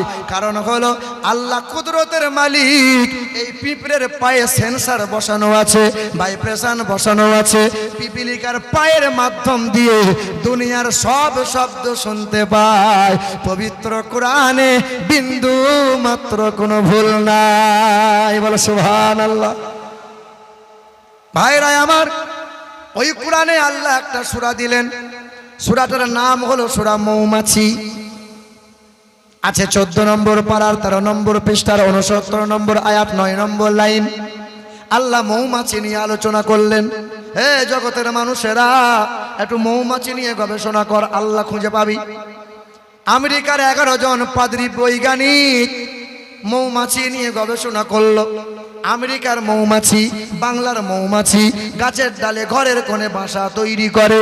এক একটা বাসার ভিতরে হাজার হাজার ঘর তৈরি হয়। ওখানে বেডরুম আছে, ওখানে বাথরুম আছে, ওখানে ডাইনিং আছে। সুগন্ধময় ফুলে বসে রস সংগ্রহ করে, মধু তৈরি হয়। ওই হাজার হাজার মৌমাছিরা মৌচাকে মধু সংগ্রহ করে নেয়। হ্যাঁ, এক একটা মৌচাকের ভিতরে 25 থেকে 30 কেজি করে মধু থাকে। বলো মানুষেরা, গাছের ডালে এত ওজনওয়ালা বাসা, নাট নাই, স্ক্রুপ নাই, বলো এত ওজনওয়ালা বাসা কেমনে ঝুলে রয়? গবেষণা করো। তবে মৌমাছি গোবরে বসে না, মৌমাছি পায়খানায় বসে না। বসে বাবা? মৌমাছি দুর্গন্ধ ফুলে বসে না, মৌমাছি না পাক খাবার খাই না। তবে আর একটা মাছি আছে, কেউ বলে কানা মাছি, আবার কেউ বলে গুয়ে মাছি। আপনারা কি মাছি বলেন? ওই মাছি বলেন। এবার এই মাছির স্বভাব আবার আলাদা। মিষ্টির হাঁড়িতে বসে, পায়খানাতেও বসে, আম কাঁঠাল দেখলে তো ঝাঁপিয়ে বসে, আপনার শরীরেও বসে। এই গুয়ে মাছির স্বভাব হলো এমন, যেখানে সুযোগ পাবে সুযোগ হাতছাড়া করে না। আজকে জলসার মজলিসে বসা, কাল যখন ফাংশন হবে সামনে কাতারে বসবে, জুম্মার নামাজ পড়বে, আবার সুদেরও কারবার করবে। আপনার বিবিটা হিজাব বোরকা পড়বে, আর গ্রুপ বন্ধনে লোন আনতেও যাবে। তবে এখানকার মা খালারা গ্রুপ লোন করে না? করে বাপ? করে না? তবে আমাদের গ্রামে খুব চলছিল, বলে বলে এখন কমেছে। পৌষ মাসের সময় দরজার কাছে বসে আছে, রোদ পোয়াচ্ছে। পাশের বাড়ির সম্পর্কে হয় ভাবি, কুঁচিয়ে পড়েছে শাড়ি, দিয়েছে ঠোঁট পালিশ, গাল পালিশ, কাঁধে একটা ব্যাগ নিয়েছে। মনে মনে ভাবছিলাম হয়তো ব্যাংকের ম্যানেজারই হয়েছে। ভাবি কোথায় যাও? তখন বলছে ও পাড়ায় ষাঁড় আসবে গো। কে আসবে বলো? ও পাড়ায় ষাঁড় আসবে। মানে 10টা বাড়ির মহিলা গোল করে ঘিরে বসেছে, আর মধ্যখানে ষাঁড় বসেছে। জাত নাই, পাত নাই, চুয়ার না বাগ দিয়ে সব দেখার কোনো বালাই নাই। তখন সামনে বসে বলছে, ষাঁড় আপনি আমাকে দেখছেন না? এবার দেখুন ঠোঁট পালিশ দিয়েছি। খালা সাবধান হও, মা সাবধান হও। আইবড়ো বেটি ছিল গুলো হিজাব বোরকা পরে না, আর যেই বুড়ি হয়ে গেল তখন হিজাবের দেখছেন না? আচ্ছা, হিজাব বোরকা পরতে হয় আইবড়ো বেলায় না বুড়ি বেলায়? ভুল করেছো, মাপ চাইতে হয় বেঁচে থাকতে না মরার পরে বাপ। আপনার গ্রামে যখন কেউ মারা যায় তখন ইমাম সাহেবকে শিখিয়ে দেওয়া হয়, ইমাম সাহেব একটু মাপটা চেয়ে এলেন। জানাজার ময়দানে দাঁড়িয়ে তখন কি বলে? আসসালামু আলাইকুম। ছত্তারের বাপ মরে গেছে, খুব লোক ভালো ছিল বুঝলেন, যদি কোনো ভুল ত্রুটি করে থাকে একটু মাফ করে দিয়েন। বলে কি বলে না? যে লোকটা মরে গেল, ভাই বোনের হক তো মেরে নিল, বাপকে ঘর থেকে বার করে দিয়েছিল, কত মেয়ের ইজ্জত নষ্ট করে দিল, ওই মানুষটা উপর হয়ে পড়ে রইল, আর মৌলবি তখন মাপ চাইল। মাপ পড়ে আছে বাবা। এ বাবা, জীবনে বেঁচে থাকতে বৌমা শ্বশুরকে আব্বা বলল না, শাশুড়িকে খেতেও কোনো দিন দিল না। যখন শ্বশুর কাতলা মাছের মতো হাফ হাফ করছে মরে যাবে, তখন ফলের রস চামচে করে, আব্বা একটু খাও আব্বা, এ রস ভেতরে যাবে বাবা। বেঁচে থাকতে লজ্জা করতে হয়, বেঁচে থাকতে শরম করতে হয়। বেঁচে থাকতে যখন করার সময় ছিল তখন করে না, আর যখন মরে গেল তখন যাই কাপড় ঘিরে দিয়ে পর্দা করতে হবে, গোসল দিতে হবে। জীবনে জাঙ্গিয়া পরে পুরুষ মহিলা একসঙ্গে এক কাঠে গোসল করলে শরম হলো না, লজ্জা হলো না? আর মরার পরে পর্দা। রাগ করছেন নাকি বাবা? একটু জোরে বলেন তো, নারায়ে তাকবীর। চাঁদ সব ডাউন হয়ে যাচ্ছে। জোরে বলেন নারায়ে তাকবীর, নারে রিসালাত। এ মুসলমান নওজোয়ান তরুণেরা, তাহলে গুয়ে মাঝির স্বভাব কি? ও সব সুযোগ নেবে, হাতছাড়া করবে না। আল কেটে কেটে জমি বড় করবে,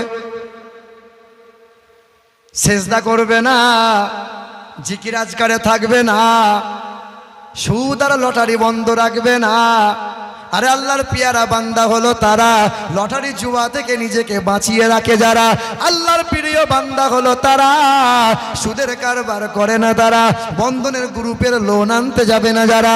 আল্লাহর প্রিয় বান্দা হবে যারা আল্লাহর তরফ থেকে সালাম পাবে তারা। আল্লাহ সালাম দিয়েছে না দেয়নি বাবা? পড়েন না আত্তাহিয়াতু, দেখেননি? আত্তাহিয়াতু লিল্লাহ ওয়াসসালাওয়াতু ওয়াত-তাইয়্যিবা, আসসালামু আলাইকা আইয়ুহান নাবিয়্যু ওয়া রাহমাতুল্লাহি ওয়া বারাকাতুহু।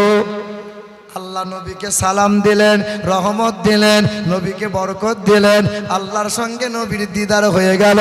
কিন্তু নবীর মনটা বড় খারাপ হলো। আল্লাহ বলে নবী মন খারাপ করিয়েন না। নবী বলে আমার নেক উম্মত উম্মতিকে সালাম না দিলে এই সালাম নিয়ে আমি বাড়ি ফিরবো না।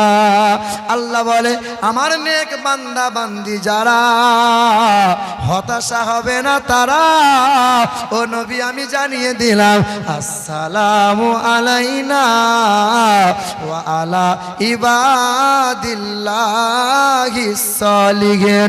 আমার নেক বান্দা বান্দি হবে যারা, আমি আল্লাহ তরফ থেকে সালাম পাবে তারা। বলো সুবহানাল্লাহ। আল্লাহ বলে বান্দা স্বভাবটা মৌমাছির মতো বানিয়ে নাও। আমেরিকা দেশের 11 জন পাদ্রী বৈজ্ঞানিক মৌমাছি নিয়ে গবেষণা করলো, দৌড়ে কোরআন বুকে তুলে নিল, চিৎকার করে পড়ে নিল কালমা লা ইলাহা, একটু জোরে লা ইলাহা লা ইলাহা ইল্লাল্লাহ। কে দিল রে লতার গাছে, কে দিল রে লতার গাছে এত বড় কদু, কার ইশারায় মৌমাছিরা মৌচাকে দেয় মধু। শিমুল গাছে কে দিল রে নরম নরম তুলা, কারা দেশে চৈত্র মাসে জমিন মাঝে ধুলা। ঝিনুক মাঝে কে দিল রে মুক্তামণির হাত, আখের ভিতর কে দিল রে রস যে চমৎকার। মরিচ গাছে এত কেন মরিচ বড় ঝাল, ভাদ্র মাসে কার ইশারায় পাকে গাছের তাল। দুধ কেন এমন সাদা, মরিচ কেন ঝাল, আমগুলো সব পাকলে পরে হয় কেমনে লাল। আচ্ছা মানুষ বলো দেখি রাত্রি কেন কালো, সূর্যমণি কোথা হতে পেল এমন আলো। সন্ধ্যাবেলায় আকাশ ঘিরে তারার আবির্ভাব, আরে মিষ্ট জলে পূর্ণ কেন গাছের কচি ডাব।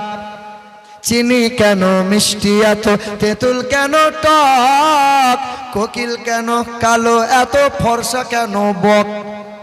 আমরা সবাই বাস করি ভাই, আমরা সবাই বাস করি ভাই এ দুনিয়ারই রঙে।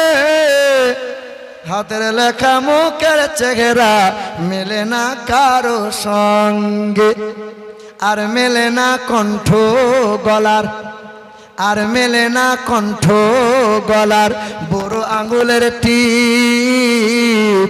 আরে আল্লাহ তাআলা আছেন একজন, প্রমাণ হলো ঠিক। পড়ো লা ইলাহা, একটু জোরে লা ইলাহা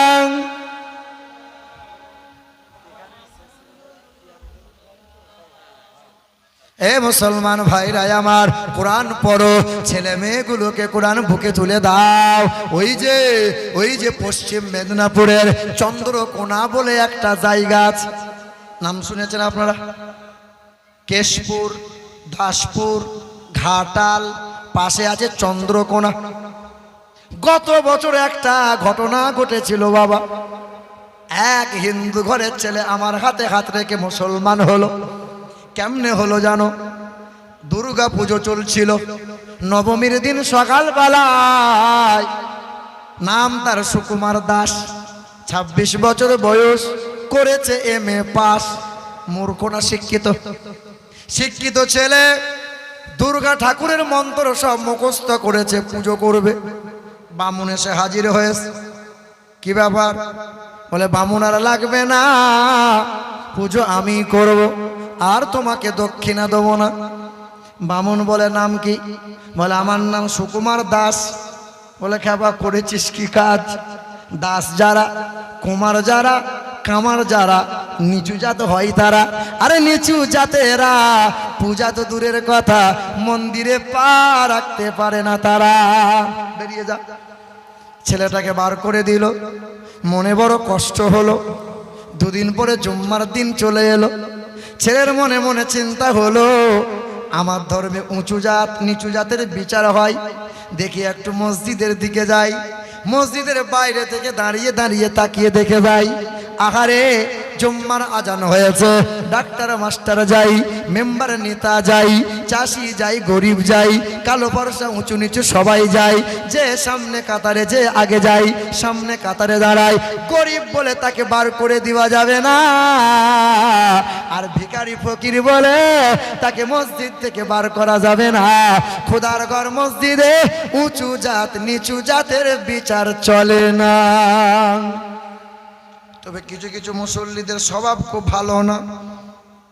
10 বছর ধরে নামাজ পড়ে, চাচা ফ্যানের তলা না হলে বসবে না, আর চাচার হেলান না হলে জুতো হয় না।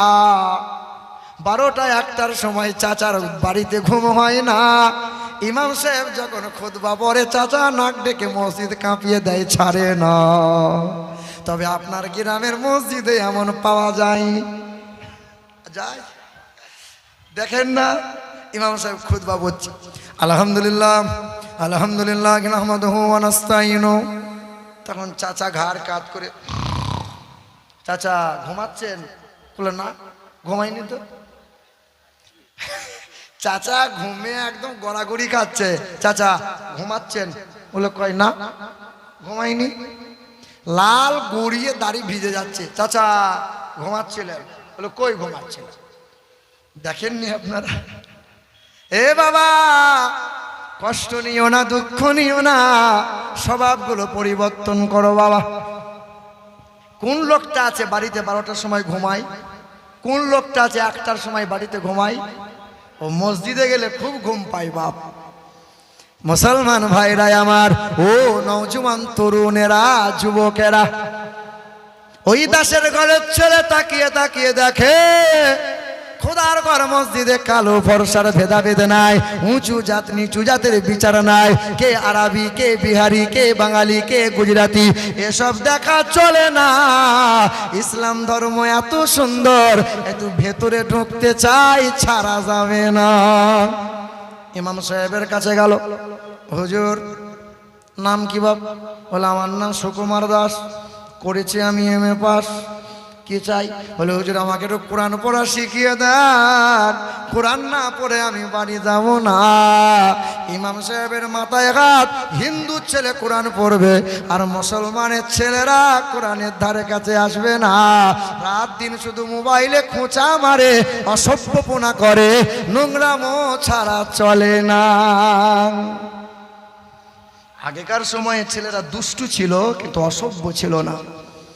এখনকার তোমার আমার ঘরের ছেলে নাতি পোতা যারা, রাত দিন শুধু মোবাইলে খোঁচা মারে, তারা রাত দিন ন্যাংটা ছবি দেখে, রাত দিন শুধু মোবাইল নিয়ে পড়ে আছে। কদিন আগে মুর্শিদাবাদ বহরমপুর থেকে এক মহিলা ফোন করেছে, হুজুর আমার 7 বছরের নাবালক ছেলে ভোরের বেলায় ঘুম ভেঙেছে, ওই বাচ্চা ছেলে বাবার মোবাইলটা নিয়ে গুগলে গিয়ে ন্যাংটা ভিডিও দেখছে, আমার ছেলেকে কেমনে বাঁচাবো। আমারই মাদ্রাসায় এক ছেলে লুকিয়ে লুকিয়ে মোবাইল চালায়, কেউ জানতে পারে না। এক মৌলানা সাহেব বুঝতে পেরে মোবাইলটা কেড়ে নিয়েছে। মাদ্রাসায় পড়বে, মোবাইল চালাবে। তো বাচ্চাটা কাঁদে আর বলে, হুজুর প্রয়োজনে আমি মাদ্রাসায় পড়বো না, কিন্তু মোবাইলটা আমার লাগবে। কত হাফেজের হাফেজগিরি চলে গেল, কত ছেলে মেয়ের ভবিষ্যৎ নষ্ট হয়ে গেল, কত বাচ্চারা লেখাপড়া নষ্ট হয়ে গেল, কত ভালো ঘরের বৌমা মোবাইলের নেশায় পড়ে বাচ্চা রেখে রাতের বেলায় পালিয়ে গেল। দেখছেন না? এবার ছেলে মেয়েগুলোকে একটু ভালো বানাও, একটু সুন্দর বানাও। এমন ছেলে বানিয়েছে, দেখেননি আগেকার সময় আমরা যখন ছোট ছিলাম, মসজিদের ইমাম সাহেবকে দেখলে ভয়ে আমরা লুকিয়ে যেতাম। আর এখনকার ছেলেরা মৌলভী সাহেবকে দেখলে পরে সিটি বাজায়। আগেকার সময়ে বৌমা ছিল যারা শ্বশুর শাশুড়ি ভয়ে ঘর থেকে পা বাড়াতে পারতো না তারা, আর এখন বৌমায়ের ভয়ে শ্বশুর শাশুড়ি জোরে কথা বলতেই পারে না। ঠিক কিনা বলো? এই রমজান মাস গেল, এর মাঝেই কথাটা বলে দিয়ে যায়। এবার বাড়িতে একটা নারকেল গাছ আপনি লাগিয়েছেন, একটাই নারকেল ধরেছে। বলো বাপ ভাই যারা, এই নারকেলটা আপনি পেরেছেন, প্রথম ফল, এই ফলটা মসজিদে দেবেন না মাদ্রাসায় দেবেন না পীর সাহেবকে দেবেন? দেবেন কাকে? কে বলতে পারবেন? গাছের প্রথম ফল আপনি কোথায় দিয়েছেন বাপ? কোথায়? মসজিদে। আর দিয়েন না কোথায়? কোরআন বলছে, ইয়াসআলুনাকা মাযা ইউনফিকুন কুল মা আনফাকতুম মিন খায়রিন ফালিল ওয়ালিদাইন ওয়াল আকরাবিন ওয়াল ইয়াতামা ওয়াল মাসাকিন। গোটা গ্রামের মানুষকে ইফতার করে খাওয়াও, তবে আগে যেন ইফতারটা মা বাবার কাছে যায়। বিবিকে জামা কাপড় কিনে দাও, শ্বশুর শাশুড়িকে দাও, ছেলে মেয়ে বাচ্চাদেরকে দাও, তবে আগে যেন মা বাবার কাছে যায়। গাছের ফল যদি প্রথম হয়, আগে মা বাপকে দাও, তারপরে অন্যদেরকে খাওয়াও। মা বাপকে না দিয়ে, মা বাপকে খেতে না দিয়ে, ওই 27 রাতে সিজদা দিয়ে মসজিদ ফুটো করে লাভ হবে না। 27 রাত্রিতে মসজিদে জায়গা হচ্ছে না, বলছে সিজদা দিয়ে মসজিদ ফুটো করে দেবো, আল্লাহকে নামিয়ে দেবো। 27 রাত্রিতে নামাজ পড়ছে আর বলছে হব্বানা জলামনা, আল্লাহ 27 রাত্রিতে মসজিদে এমন সিজদা করেছি, আল্লাহ কপাল ফুলিয়ে দিয়েছি, আল্লাহ 5 তলায় যেন কোনোদিন ফেঁসে যায় না। আর ফেরেশতা বলে চিন্তা করিস না, আছিলা করে কাঁচা বাঁশ রেডি রেখেছি, এমন খোঁচা মারবো সহজে দাঁড়াতে পারবি না।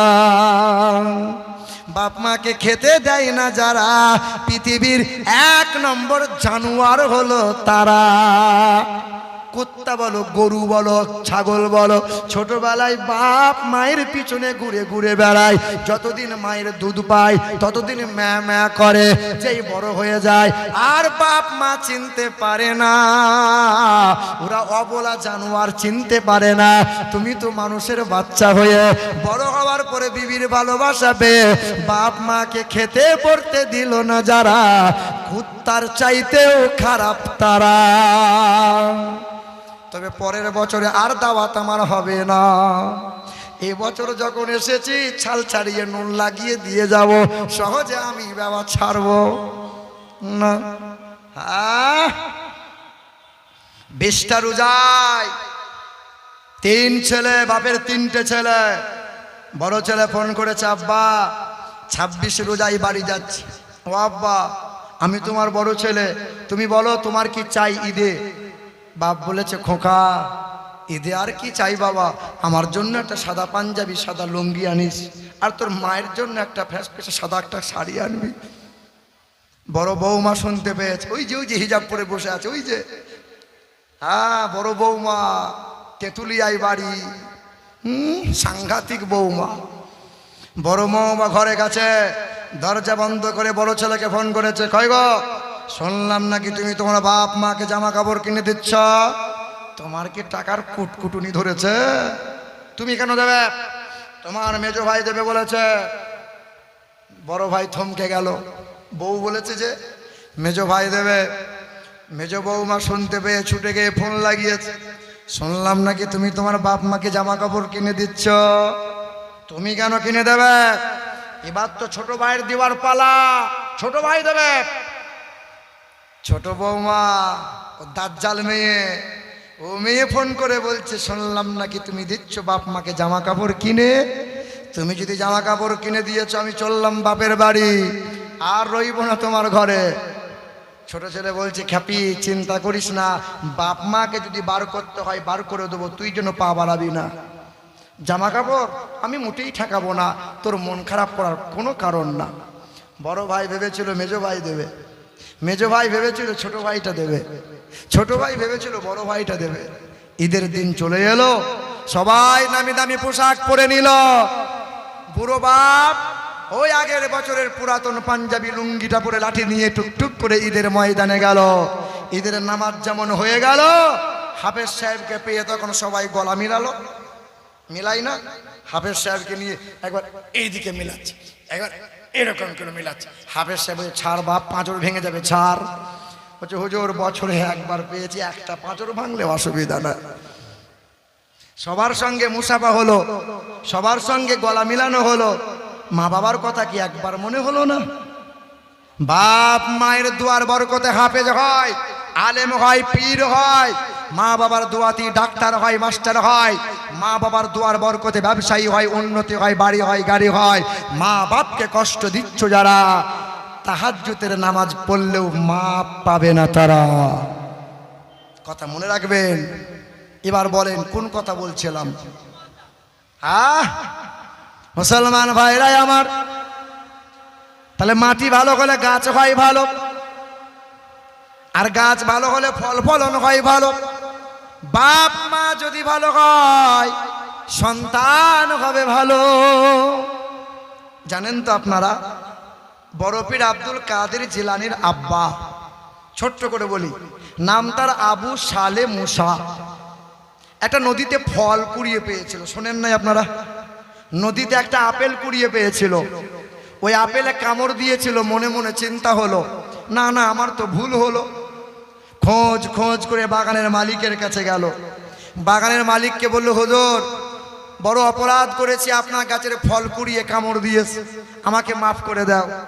বাগানের মালিক চিন্তা করছে, লোকে চুরি করে খায়, কেউ মাপ চাই না, আর কুড়িয়ে পেয়ে আপেল খেয়েছে, মাপ চাই, তবে এমন সন্তান আর পাওয়া যাবে? বাগানের মালিক বলছে, বাবা মাফ করতে পারি, 12 বছর সেবা করতে হবে। কত বছর? শোনেন নাই? দেখেন, 12 বছর সেবা করলো। 12 বছর পরে বলছে, হুজুর এবার বাড়ি যেতে দেন। চিন্তা করছে, এমন ছেলে আর পাওয়া যাবে না। বলে, বাবা তোকে মাফ করে দেবো, বাড়িও যেতে দেবো, তবে একটা শর্ত আছে। আমার একটা মেয়ে আছে, চোখে দেখতে পায় না, কানে শুনতে পায় না, মুখে বলতে পারে না, পায়ে চলতে পারে না, উম্মুল খায়ের, তার নাম ফাতেমা, তার বিয়ে করে নাও, আর এখানে থাকতে হবে না। রাজি হয়ে গেল। তাই হোক, অন্ধ মেয়েকে বিয়ে করে নিয়ে যাব। বিয়ের পিড়িতে বসে গেল, বিয়ে হয়ে গেল। দরজার কাছে দাঁড়াইয়ে তখন সালাম দিল, আসসালামু আলাইকুম রাহমাতুল্লাহ। কে সালাম দিল? স্বামী। কে সালাম দিল? আমরাও তো স্বামী হয়েছি বাপ, বউদের সালাম কখনো দিয়েছি বাবা? কখনো দিয়েছি? তবে যেদিন বিয়ে করতে গিয়েছিলাম, কপালে সব ফুটকুরি দিয়ে সাজিয়ে নিয়েছিলাম। ছুটে গিয়ে মেয়ের গ্রামে মসজিদ খুঁজলাম। এই মসজিদটা কয় রে? জীবনে নামাজ পড়ে না, বিয়ের দিন নামাজ পড়বে। দি উত্তর দিকে মুখ করে আল্লাহু আকবার, 1.5 রাকাত নামাজ পড়ে বেরিয়ে এলো। হ্যাঁ কি ব্যাপার? বলে চালিয়ে দিলাম। বিয়ের পিড়িতে বসে গেল, মৌলবি বিয়ে পড়িয়ে দিল। আর তখন চাচা খোঁচা মেরে বলছে, বাপ একবার দাঁড়িয়ে সালাম দে। বলে না, তখন দাঁড়িয়ে আসসালামু আলাইকুম। শাশুড়ি তখন জানলা দিয়ে ওকে মেরে, সাংঘাতিক জামাই, এ জামাই তো আল্লাহর ওলি, যেমন টুপি তেমন পাঞ্জাবি, আহা কি সুন্দর সালাম। বিয়ে হয়ে গেল। পরের দিন শ্বশুর বাড়িতে যখন বেড়াতে এলো, তখন শাশুড়ি জিজ্ঞেস করছে, এ মা, আমার জামাই কই? বলে, ওই তো আন্ডার প্যান্ট পরে ঘুরে বেড়াচ্ছে। বলো, বাবা কালকে তো দেখে মনে হয়েছিল আল্লাহর ওলি। বলে, ইবলিসের খালাতো ভাই, ও তোমার জামাই। ও আল্লাহর ওলি, জীবনে সালাম দেয় না। বড় পীর আব্দুল কাদের জিলানীর আব্বা সালাম দিল, সালামের জবাব দিল, দরজা যেমন খুলে দিল, এত সুন্দরী রূপবতী মহিলা দেখে বড় পীরের বাবা আবু সালে মুসা লাভ মেরে শ্বশুরের কাছে গেল। আব্বা, এ বউ তো আমার না। বলে, খেপা এটাই তোমার বিবি, এটা ভুল হতে পারে না। বলে, আমার বউ তো চোখে দেখতে পাই না, কানে শুনতে পাই না, মুখে বলতে পারে না। বলে, এটাই আমার মেয়ে উম্মুল খায়র ফাতেমা, যে চোখ দিয়ে হারাম জিনিস দেখে না, যে কান দিয়ে হারাম জিনিস শোনে না, যে পা দিয়ে হারাম জায়গা যায় না। তবে আমার ঘরের মা বোনটা অনেক ভালো, স্বামীর বদনাম কেউ করে না। হ্যাঁ, কথাই কথাই বলে তোমার কাছে সুখ পেলাম না, কথাই কথাই বলে কি দিয়েছে আমাকে, কি দিলে আমাকে, এ বলে কি বলে না। হাওড়াতে বললেন ধর্মতলায় বাসে বসে আছি, আর পাশে আছে দুজন মহিলা, দুজনই মুসলিম। তো বসে আছে এক মহিলা, এক মহিলার কানে হাত দিয়ে, খালা এ কানের জিনিসটা কোথায় গড়ালে? তো খালু গড়িয়ে এনেছে।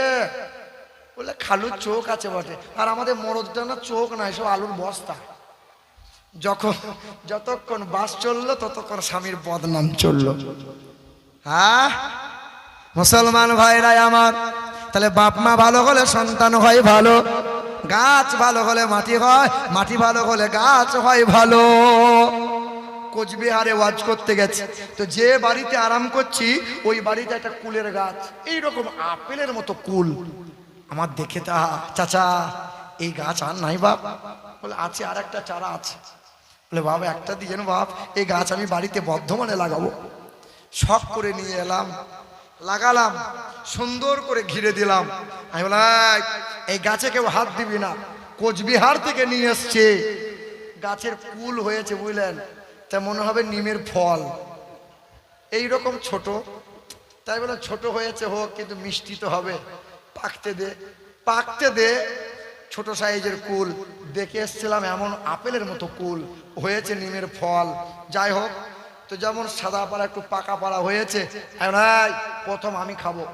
প্রথম কুলটা ছেড়ে যেই মুখে দিলাম, তখন তেঁতুল বলছে, আমি ঘুমিয়ে আছি, আমি জেগে আছি, তুই ঘুমিয়ে থাক। মানে এত টক, যার মুখে দেওয়া যাবে না। ফোন করে বললাম, হ্যাঁ চাচা তুমি নামাজি লোক, তুমি গোলমাল করলে চাচা? বললাম, না বাবা আমি গোলমাল করি নাই, গাছ আমি সিটাই দিয়েছিলাম, গাছ আমি সিটাই দিয়েছিলাম, কিন্তু বাপ তোর মাটি ভালো লয়। কি ভালো লয়? তাহলে মাটি ভালো হলে গাছ হয়, আর গাছ ভালো হলে ফলন হয়, কারখানা ভালো হলে প্রোডাক্ট হয়, মায়ের পেট ভালো হলে বাচ্চা হয়।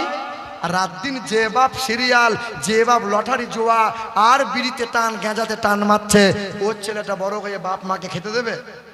ওই ছেলেটা বড় হয়ে বিচুতি মাল হবে, আর বড় হয়ে আব্বাকে, আব্বা এটা বিড়ি দাও, আব্বা দাও, তুমিও অর্ধেকটা খাও, আমিও ভাগ করে খাই, আব্বা দাও। হ্যাঁ, তোর ছেলে বাপের কাছে বিড়ি চেয়েই খাবে, মানুষ হবে, এঁড়ে গরু তৈরি হবে। রাগ করছেন? রাগ করছেন নাকি? চলবে চলবে বাপ। এ মুসলমান ভাইরাই আমার, এই পশ্চিম মেদিনীপুরের চন্দ্রকোনার বাড়ি, নাম তার সুকুমার দাস। ইমাম সাহেবের কাছে করেছে বেশ, হুজুর আমাকে একটু কোরআন পড়া শিখিয়ে দেন। ওই ছেলে রাতের বেলায় গোসল করে আসে, আলিফ বা তা শুরু করে দিল। একদিন, 2 দিন, 4 দিন গেল, ছেলেটা কোরআন পড়তেছিল, কোরআন পড়া শিখে নিল কয়েক মাসের মধ্যে। রাতের বেলায় কোরআন পড়ে, এলাকার হিন্দু সমাজের মানুষরা জানতে পারে, পার্টি অফিসে বিচার বসে গেল। ওই ছেলেকে দাঁড় করানো হলো, তুমি হিন্দু ঘরের ছেলে হয়ে কেন কোরআন পড়ো? ওই দিন ওই ছেলে বলেছিল, আমি মধুর কণ্ঠে কোরআন পড়ি, যতই পড়ি ততই মধুর লাগে। আমি এমএ পাস করেছি সুকুমার দাস, আমি বেদ পুরাণ পড়তে পারি। আমার ধর্মে বেদ পুরাণে নবী মুহাম্মদ রাসূলুল্লাহর কথা ৭১ বার লেখা আছে। কতবার বেদে লেখা আছে। দ্বাদশাং সকল বক্ষস মাধবে মাসি মাধবাম জাতং দত্তাশাত পুতরাং পিতরৌরুষ্ট মনুষ্য সম্ভালে বিষ্ণু যশাস গিরিহে পাদুর্বাভম্মহম সুমতাং বিষ্ণু যশাস গর্ভমদত্ত বৈষ্ণবম। কল্কি পুরাণ ২য় নম্বর অধ্যায় ১১ নম্বর মন্ত্রে বলা, পৃথিবীর মাটিতে একজনা গুরু আসবেন, তিনি একটা ধর্মের গুরু হবেন না, জগৎ গুরু হবেন। আসবেন তিনি মাধব মাসে মানে রবিউল আউয়াল মাসে, আসবেন তিনি দ্বাদশ তিথিতে মানে ১২ তারিখে, আসবেন তিনি সোমবারের দিন শুভ সাদিকে, আসবেন তিনি সাম্বালা শহরে মানে মরুভূমির বালুচরে শান্তিময় শহরে। যার বাবার নাম হবে বিষ্ণু যশা, বাংলা করলে হবে আল্লাহর দাস, আরবি করলে হবে আব্দুল্লাহ। মায়ের নাম হবে সুমতি, বাংলা করলে হবে সত্যপ্রিয়া সুন্দরমন, আরবি করলে হবে আমিনা। আম সন্তা স্বরূপী শতপতি ইন্দ্রজৌনা উপস্রোত নামে নরসংসা ভবিষ্যবে আদম নামে রহিনা। যিনি সত্যপ্রিয় সত্যবাদী হবেন তার নাম হবে নরসংসা, বাংলায় হবে প্রশংসিত, আরবিতে হবে মুহাম্মদ রাসূলুল্লাহ। এবার পৃথিবীতে একটা ধর্ম আছে, ওই ধর্মের নাম হচ্ছে বুদ্ধ ধর্ম। আর এই বুদ্ধ ধর্মের ধর্মগুরুর নাম গৌতম বুদ্ধ। বুদ্ধ ধর্মের একটা নীতি হচ্ছে জীব হত্যা মহাপাপ। দেখবেন অনেক হিন্দু ভাইরা বলে আমরা মাছ মাংস খাই না, খাই আমরা নিরামিষ। কি খাই বলে শাক পাতা খাই, নিরামিষ খাই, কারণ মাছ মাংস খাওয়া যাবে না, জীব হত্যা। আচ্ছা বলেন এই গাছের প্রাণ আছে না নাই? যারা বলছে আমরা শাক পাতা খাই নিরামিষ খাই, এই গাছের প্রাণ আছে না নাই? এতগুলো মানুষের ভিতরে কেউ বলতে পারবেন এই গাছের যে প্রাণ আছে এটা কোন বৈজ্ঞানিক প্রমাণ করেছে? হ্যাঁ, আমাদেরকে শেখানো হয়েছে, আচার্য জগদীশ চন্দ্র প্রমাণ করেছে। কিন্তু 1450 বছর আগে আমার তোমার নবী প্রমাণ করে গেছেন গাছের প্রাণ আছে।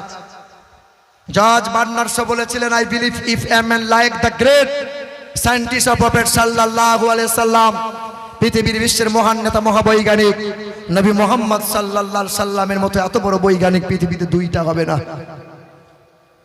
আমাদের মহাত্মা গান্ধী বলেছিল, মৃত্যু হওয়ার 16 দিন আগে একটা চিঠি লিখেছিল, যে চিঠি এখনো ব্রিটিশ মিউজিয়ামে রাখা আছে। মহাত্মা গান্ধী বলেছিল পৃথিবীর পশ্চিম আকাশে এক আলোর আবির্ভাব হবে, নাম তার হবে মুহাম্মদ। চাঁদে দাগ আছে কিন্তু নবী মুহাম্মদের চরিত্রে কোনো দাগ নাই। হ্যাঁ বাপ, আপনার গ্রামে যখন মানুষের কবর হয় ওই কবরে খেজুর গাছের ডাল পোতেন না? কেন পোতা হয় বাপ? জানা আছে? জানা নাই? আল্লাহ নবী একদিন রাস্তা দিয়ে যাচ্ছিলেন, ডান দিকে নবী আমার তাকিয়ে দাঁড়িয়ে থমকে গেলেন। নবী তাকিয়ে তাকিয়ে দেখছিলেন, সাহাবী ছুটে এলেন। আল্লাহ রসুল বললেন, আমার সাহাবী, ওই কবরটাই বড় কষ্ট হয়, কবরবাসীর আযাব হয়, খেজুর গাছের ডালটা নিয়ে ওই কবরে পুঁতে দাও। পুঁতে দেওয়ার পরে সাহাবী জিজ্ঞাসা করছেন, ইয়া রাসূলুল্লাহ, এমন আইন তো নিয়ম তো কখনো করেন নাই, আজকেই প্রথম দেখলাম কবরে খেজুর গাছের ডাল পুঁতে দিলেন।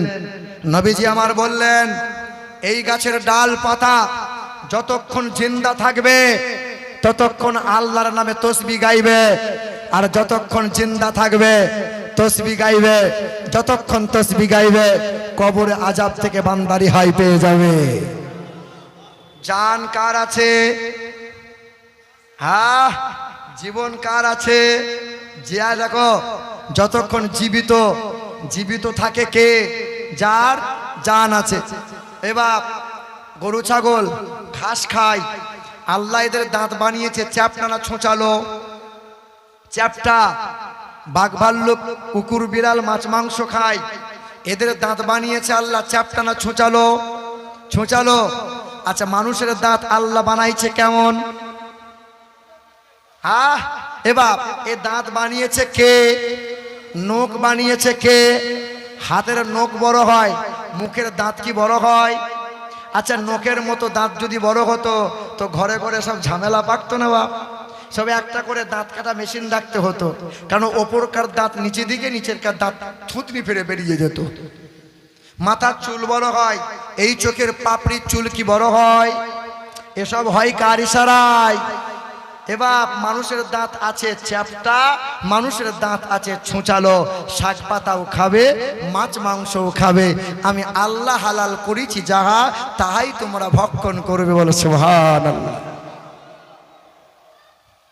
মুসলমান ভাইরা আমার, ওই গৌতম বুদ্ধ যখন মারা যাবে, মৃত্যু হওয়ার 6 দিন আগে হাজার হাজার ভক্তরা সামনে গিয়েছিল। তবে একজন ভক্ত, নাম তার আনন্দ, উঠে দাঁড়াইয়ে গেল আর বলল, গুরুজি, পৃথিবী থেকে আপনি তো আর বেশি দিন টিকবেন না, মারা যাবেন, চলে যাবেন। ও গুরুজি, আপনি যখন মারা যাবেন, ধর্মগুরু বলে মানবো কারে? ধর্মের বাণী কার মুখে শুনবো আমরা? ওই দিন গৌতম বুদ্ধ লাঠির ওপরে ভর করে দাঁড়াইলো আর চিৎকার করে বলল, I am not first Buddha, আমি প্রথম বুদ্ধ নয়, পৃথিবীতে একজন বুদ্ধ আসবেন, যিনি জীবনে কখনো মিথ্যা বলবেন না, আমানতের কখনো খেয়ানত করবেন না, বিনা কারণে গাছের ফল ফুল পাতা ছিঁড়বেন না। পৃথিবীতে একজন বুদ্ধ আসবেন, নাম হবে তার মৈত্র, ম দিয়ে নাম হবে, মালমাদা বাতিতা দেবাদাক্রান্ত, ম দিয়ে তার নাম হবে, নাম হবে তার মুহাম্মদ। মক্কার নাম আগে মক্কা ছিল না, নাম ছিল বক্কা। আল্লাহ বড় ভালোবেসে নবীর নাম দিল মুহাম্মদ, তো ম দিয়ে মক্কা বানিয়ে দিল। আগে মদিনার নাম মদিনা ছিল না, নাম ছিল ইয়াসরিব। আল্লাহ ম দিয়ে মদিনা বানিয়ে দিল। মসজিদ ম দিয়ে মসজিদ হয়ে গেল, ম দিয়ে মাদ্রাসা হয়, ম দিয়ে মাজার হয়, ম দিয়ে মক্তব হয়। মসজিদে 5 বার আজান দেয় যিনি, তাকে কি বলা হয়? ম দিয়ে হয় মুয়াজ্জিন। ইমাম সাহেব যে সিঁড়িতে দাঁড়িয়ে দাঁড়িয়ে খুতবা শোনায়, ওই সিঁড়িটাকে কি বলা হয়? ম দিয়ে হয় মেম্বার। ইমাম সাহেব যে জায়গাতে দাঁড়াইয়ে নামাজটা আদায় করে দেয়, ওই জায়গাটাকে বলা হয় মেহরাব। ম দিয়ে হয় মেহরাব। মসজিদের মাথায় লম্বা হয়ে থাকে মিনার, ম দিয়ে হয় মিনার। আরে নামাজ পড়ে যারা, ম দিয়ে মুসল্লি হয় তারা, যে কাপড় বিছিয়ে নামাজ পড়ে তারা, আরে তাকে মুসাল্লা বলা হয় রে বাবা। আরে মুসলমানরা ম দিয়ে মুসলমানরা নামাজ পড়ে, ম দিয়ে মুমিন হয় তারা, ম দিয়ে মাগফিরাত পায় তারা, ম দিয়ে মওলার দিদার পাবে তারা, ম দিয়ে মাকে খেতে দেবে তারা, আর ম দিয়ে মুহাম্মদ হয় রে বাবা। গৌতম বুদ্ধ বলে গেল, হে আমার ভক্তরা, আমি চলে যাওয়ার পর কখনো জানো ওই মুহাম্মদকে যদি পেয়ে যাস, ছেড়ে দিবি না, তার আদর্শ গলায় ঝুলিয়ে নিবি, যার চরিত্রে চুল পরিমাণ কোনো দাগ পাওয়া যাবে না। বলে, এই সুকুমার দাস, কেন কোরআন পড়িস রে বাপ? ছেলে বলে, কোরআন যতই পড়ি ততই মধুর লাগে। ওই কোরআনে 1200 বার নবীর গুণগান যে করা আছে। আহারে, কোরআনে 114টা সূরা, 3,23,671টা অক্ষর। এই কোরআন আমি ছাড়তে পারবো না। এলাকার লোকরা সব বলে দিল, তারে তারে এলাকায় আর ঠাঁই হলো না। বাপ মা চেহারা ঘুরিয়ে নিল, ভাই বোনরা আর কেউ তাকিয়ে দেখলো না। ছেলেটা বুকে কোরআনটা তুলে নিল, সবাই হেনস্থা করে ছেলেটাকে বার করে দিল। 5 জন উলামা আমরা সামনে গেলাম, ওই ছেলেটা গ্রাম থেকে চলে এলো, ওই ছেলেটাকে আশ্রয় দিলাম। ওই ছেলেটা মাথায় টুপি নিল, সুন্নতি পোশাকটা পরে নিল, চিৎকার করে বলে দিল, কালমা লা ইলাহা ইল্লাল্লাহ মুহাম্মাদুর রাসূলুল্লাহ। নাম ছিল তার সুকুমার, নাম হয়ে গেল তার সালমান। বলো সুবহানাল্লাহ। যখন করুণার বাজার ছিল, রমরমা বাজার করুণা, হ্যাঁ ওই সময় আমার গঙ্গাসাগর একটা মসজিদ উদ্বোধনী মাহফিল ছিল। দেখবেন কলকাতা ঠাকুরপুকুর বেহালা জোঁকা খুব ঘন ঘন সিগনাল, এই যারা যান যারা দেখবেন খুব ঘন ঘন সিগনাল। ভাইরা আমার, তো আমার ড্রাইভার একটু দ্রুত চালিয়েছে, সিগন্যাল পার করে দিয়েছে। 5 জন পুলিশ তখন আমার গাড়িটা ধরেছে। তো ড্রাইভার বলছে স্যার ভুল। হ্যাঁ ভুল কি? দে 5000 টাকা দে, টাকা দিবি তো ভালো, নাহলে লাইসেন্স দে। গাড়ি থেকে নামলাম, 5 জন পুলিশ অফিসারের ভিতরে একজন পুলিশ সামনে এলো, আমাকে বলছে হুজুর আপনাকে খুব চেনা চেনা লাগে। আমি বললাম ভালো করে দেখুন না, যদি চিনতে পারেন তো 5000 টাকা তো বেঁচে যাবে। তা বলছে হুজুর আপনাকে মোবাইলে খুব দেখি, আপনি বেদ পুরাণ রামায়ণ একদম ধুনে দেন, আমি আপনার ওয়াজ শুনি। তাই আমি মনে মনে চিন্তা করলাম তাহলে মুসলমান। বলছে না হুজুর আমি মুসলমান নয়, আমি হিন্দু। না আলহামদুলিল্লাহ, হিন্দুরাও ওয়াজ শোনে, হিন্দুরাও ওয়াজ শোনে। ভাইরা আমার, যাই হোক কথা হলো, ফোন নম্বর নেওয়া নিয়ে হলো। আমি চলে গেলাম, পয়সার দেওয়া লাগলো না। পরের দিন ফোন করে, মাঝে মধ্যেই ফোন করে। ওই মানুষটা বারবার একটা কথা বলে, হুজুর জানেন আপনাদের নিয়ম একটা আমার বড্ড ভালো লাগে। আপনার ধর্মে কেউ যখন মারা যায় তাকে এত সুন্দর করে গোসল দেয়, চোখে সুরমা দেয়, আতর দেয়, কত সুন্দর কাফন পরায়, খাটিয়া করে মানুষটাকে নিয়ে যায়, কত মানুষ তার জন্য দোয়া করে জানাজা পড়ে, তারে কত সুন্দর করে কবরে শোয়ায়। জানেন হুজুর, আমার এক 10-12 বছরের ছেলে জ্বর হয়েছিল, ছেলেটা মারা গিয়েছে। ওই ছেলেটা এত সুন্দর দেখতে ছিল, দেখে চোখ ফিরানো যেত না, আমার কলিজার টুকরা। ছেলেটা মারা গেল, পুরাতে নিয়ে যাওয়া হলো। বামুন তখন এলো আর কানে কানে একটা মন্ত্র বলল, ওই মন্ত্রে আল্লাহ নবীর নাম পাওয়া গেল। ওই মন্ত্রের নাম অনকহি মন্ত্র। জানেন হুজুর, আল্লাহ নবীর নাম শুনিয়ে দিয়ে ওই মন্ত্র যখন শুনিয়ে দিল, শ্মশানে কাঠের ওপরে শুইয়ে দেওয়া হলো উলঙ্গ করে, মুখে আগুন দেওয়া হলো। পুড়তে পুড়তে যখন শিরা টান ধরে গেল, ঠাড়ো যখন হচ্ছিল, 2-4 জনা বোতলে মদ পান করে নিয়ে বাঁশে করে বাড়ি মেরে তারে সাবার শুইয়ে দিয়ে ছাই করে দিল। সেদিন আমার মনে মনে বড্ড কষ্ট হলো। আহারে, কারো দয়া হয় না, কারো মায়া হয় না। ইসলাম ধর্ম কত সুন্দর। হুজুর, আমার মনে বড় তামান্না, আমি মরে যাওয়ার পর যেন আমার কবর হয়, আমাকে যেন কেউ পুড়িয়ে দেয় না। আমি বললাম ভাই, কবর নিতে গেলে তো মুসলমান হওয়া লাগে। হ্যাঁ, কথা হয়, মাঝে মধ্যে ফোন হয়। ভাইরাই আমার, ওই মানুষটা আমাকে একদিন নেমন্তন্ন করে ডাক দেয়। হিন্দু মানুষ যদি নেমন্তন্ন করে, খাওয়া কি যাবে বাবা? যাবে। কিন্তু প্রসাদ খাওয়া, মাংস খাওয়া, আচ্ছা প্রসাদ যে খাওয়া যাবে না, এটা কেন খাওয়া যাবে না?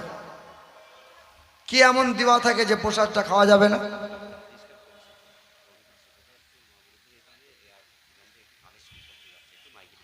আমার মায়ের, আমার বোনেরা, আপনার উড়না বা কাপড়ের খুঁটে 10, 20, 150 যদি থাকে, কোরআনের মোহাব্বতে খাস করে দোয়া হবে, মুসাফির হালতে আছি, আমার ছেলেরা রুমাল নিয়ে যাচ্ছে, যে যেমন করে পারবেন একটু সহযোগিতার হাত তোমরা সব মা বোনেরা একটু বাড়িয়ে দিও। হ্যাঁ, না যেমন সুন্দর করে প্যান্ডেল, যেমন সুন্দর বসার ব্যবস্থা, এত সুন্দর সাজিয়েছ তোমরা, অনেক খরচ করেছে আলহামদুলিল্লাহ, অনেক খরচ করেছে। আল্লাহ পাক আমার কমিটির ছেলেগুলোকে হায়াতে দারাজ করে দিক, আমার ছেলেগুলোকে 5 জায়গায় নামাজ আদায় করার তৌফিক দিক। জোরে বলি আল্লাহুম্মা আমিন। আমার কমিটির ছেলে যারা, তোমরা মনে মনে ভাবিও না যে বছরে একবার ওয়াজ মাহফিল দেবো আর ফুরুত করে জান্নাত চলে যাব। নামাজ ছাড়া কোনো গতি নাই বাপ, নামাজ পড়া লাগবে। 365 দিনে বেটা একদিনও সিজদা করে না, একদিনও ফজরের নামাজ পড়ে না, বাপও কিছু বলে না, মাও কিছু বলে না, শুধু বলে টাকা ইনকাম কর, টাকা ইনকাম কর। মুসলমান, তাহলে হিন্দুদের প্রসাদ খাওয়া যাবে না। অনেক সময় দেখবেন আপনি মুরগির দোকানে মাংস কিনতে গেছেন, তো ছুরিটা নিয়ে আপনি হালাল করছিলেন, যেই বিসমিল্লাহ আল্লাহু আকবার বলেছেন মাথা আলাদা। অনেক সময় হয় না? তো দোকানদার বলে চাচা কি সর্বনাশ করলে চাচা, মাথা আলাদা করে দিলে। টাকা যখন দিয়ে দিয়েছে, মাথা কাটা মুরগি ব্যাগে ভরে নিয়ে বাড়ি গেছে। সালমার মা বলছে হ্যাঁ গো, জামাইকে এই মুরগি খাওয়াবে? বলে খেপি কেউ দেখতে পাইনি, তুই চালা। রান্নাও হলো, জামাইও খেলে, তুমিও খেলে, এই মাথা কাটা মুরগি খাওয়া যাবে বাবা? খাওয়া যাবে? এই খাওয়া যাবে? বছরে বছরে তাগড়াই তাগড়াই হুজুর হায়ার করে নিয়ে আসা হয়। 300 কেজি ওজনের হুজুর, 80 কেজি ওজনের হুজুর, সাংঘাতিক হুজুর, বুলেট বক্তা, আন্তর্জাতিক খ্যাতিসম্পন্ন বক্তা, মাইক ফাটানো বক্তা, পকেট গরম করা বক্তা, 30,000 টাকা দামের বক্তা। এত ওয়াজ শুনে বলছে মাথা কাটা মুরগি খাওয়া যাবে? যাবে না? যাবে। আপনি যে বিসমিল্লাহি আল্লাহু আকবার বলেছেন, মাথা যদি আলাদাও হয়ে যায় তবুও খাওয়া হালাল হবে, হারাম হবে না। কিন্তু মনে রাখবেন, আমরা পেঁচিয়ে পেঁচিয়ে কাটি। পশু পাখির 3টে নালী কাটতে হয়, খাদ্য নালী, শ্বাস নালী, কণ্ঠ নালী। এই 3টে নালী কেটে দিলে দেহের রক্ত ভালোভাবে বেরিয়ে যায়, আর দম ধরে রাখতে পারে না। আর যারা এক চোপে কাটে, দম ধরে নেয়, রক্ত দেহের মধ্যে জমে যায়। আর আমাদের রক্ত খাওয়া হারাম, রক্ত খাওয়া। তবে কুরবানিতে যারা জবাই করছেন পশু, যে ছুরিতে কুরবানি দিয়েছিলেন, একটা গরু হালাল করার পর ছুরিতে রক্ত লেগে আছে, এই ছুরি ভালোভাবে ধৌত না করে দ্বিতীয় পশুর গলায় লাগানো যাবে না। রক্ত হলো নাপাক, রক্ত হলো হারাম। ভাইরা আমার, ওইওয়া মুসলিম মানুষটা নেমন্তন্ন দিল, তার বাড়িতে গেলাম। কথায় কথা হলো, বলে হুজুর যখন কেউ মারা যায় আমার সমাজে মৃত্যু মানুষের কানে কানে একটা মন্ত্র বলা হয়, হতার মিন্দ্র, হতার মিন্দ্র মহাসুরিন্দ্রাম, লা ইলহা করতি পাপম ইল্লু ইলহা পরম পদম, জন্ম বৈকুণ্ঠ পরবাপ ইনতীত জপি নামে মুহাম্মাদান। আল্লাহর নাম জপ করো, নবীর নাম জপ করো। যদি মৃত্যু মানুষের কানে কানে শুনিয়ে দেয়, এই মানুষটা, না না সবাই দেবেন ভাই, সবাই দেবেন, 10 টাকা 20 টাকা। আমার ভাইরা যাচ্ছে, সবাই একটু সহযোগিতার হাত বাড়াবেন। 100 টাকা থাকলে 100 টাকা দোয়া করবো ইনশাল্লাহ। এবার তাহলে আল্লাহ নবী ছাড়া তার কানেও এই মন্ত্র শোনানো হয়। এবার আমরা কোরআনকে ভালোবাসি না? বলো না, কোরআনকে ভালোবাসি না বাপ? বড় ভাই, ও বড় ভাই, এই যে বড় ভাই, 1 মিনিট বসো তো, 1 মিনিট, তারপর তুমি যাবে, আমি কথাটা বলে দিই যাবে। এবার আমরা কোরআনকে ভালোবাসি না? তাহলে এতক্ষণ যে ওয়াজ করলাম, কি নিয়ে করলাম? কোরআনের স্পর্শ পেলে দাম বাড়িয়ে দেয় কে? কোরআনের পারা কয়টা? কোরআনের পারা কয়টা? 30টা। এবার আল্লাহ কয়টা? কাবা কয়টা? কোরআন কয়টা? এবার এত হাজারো মানুষ আছেন, একজন নেক বাপের, নেক মায়ের, নেক ছেলে বলতে পারবেন যে আগামী বছরের জন্য আমি আজকে ওয়াদার খাতায় নাম লিখালাম, আমি দেবো 1,000 টাকা? একজন খুশি মনে? 1 মিনিট, কেউ পারবেন? একটা মানুষ, বাবা একটু বসেন, আমি চাইছি 1,000 টাকা। কেউ পারবেন একজন? দাঁড়ান, একজন কেউ পারবেন? 1000 টাকার নাম লিখাবেন, আপনি দেবেন? কি নাম আপনার? কি নাম? এই বলো ভাই, কি নাম? জিয়ারুল।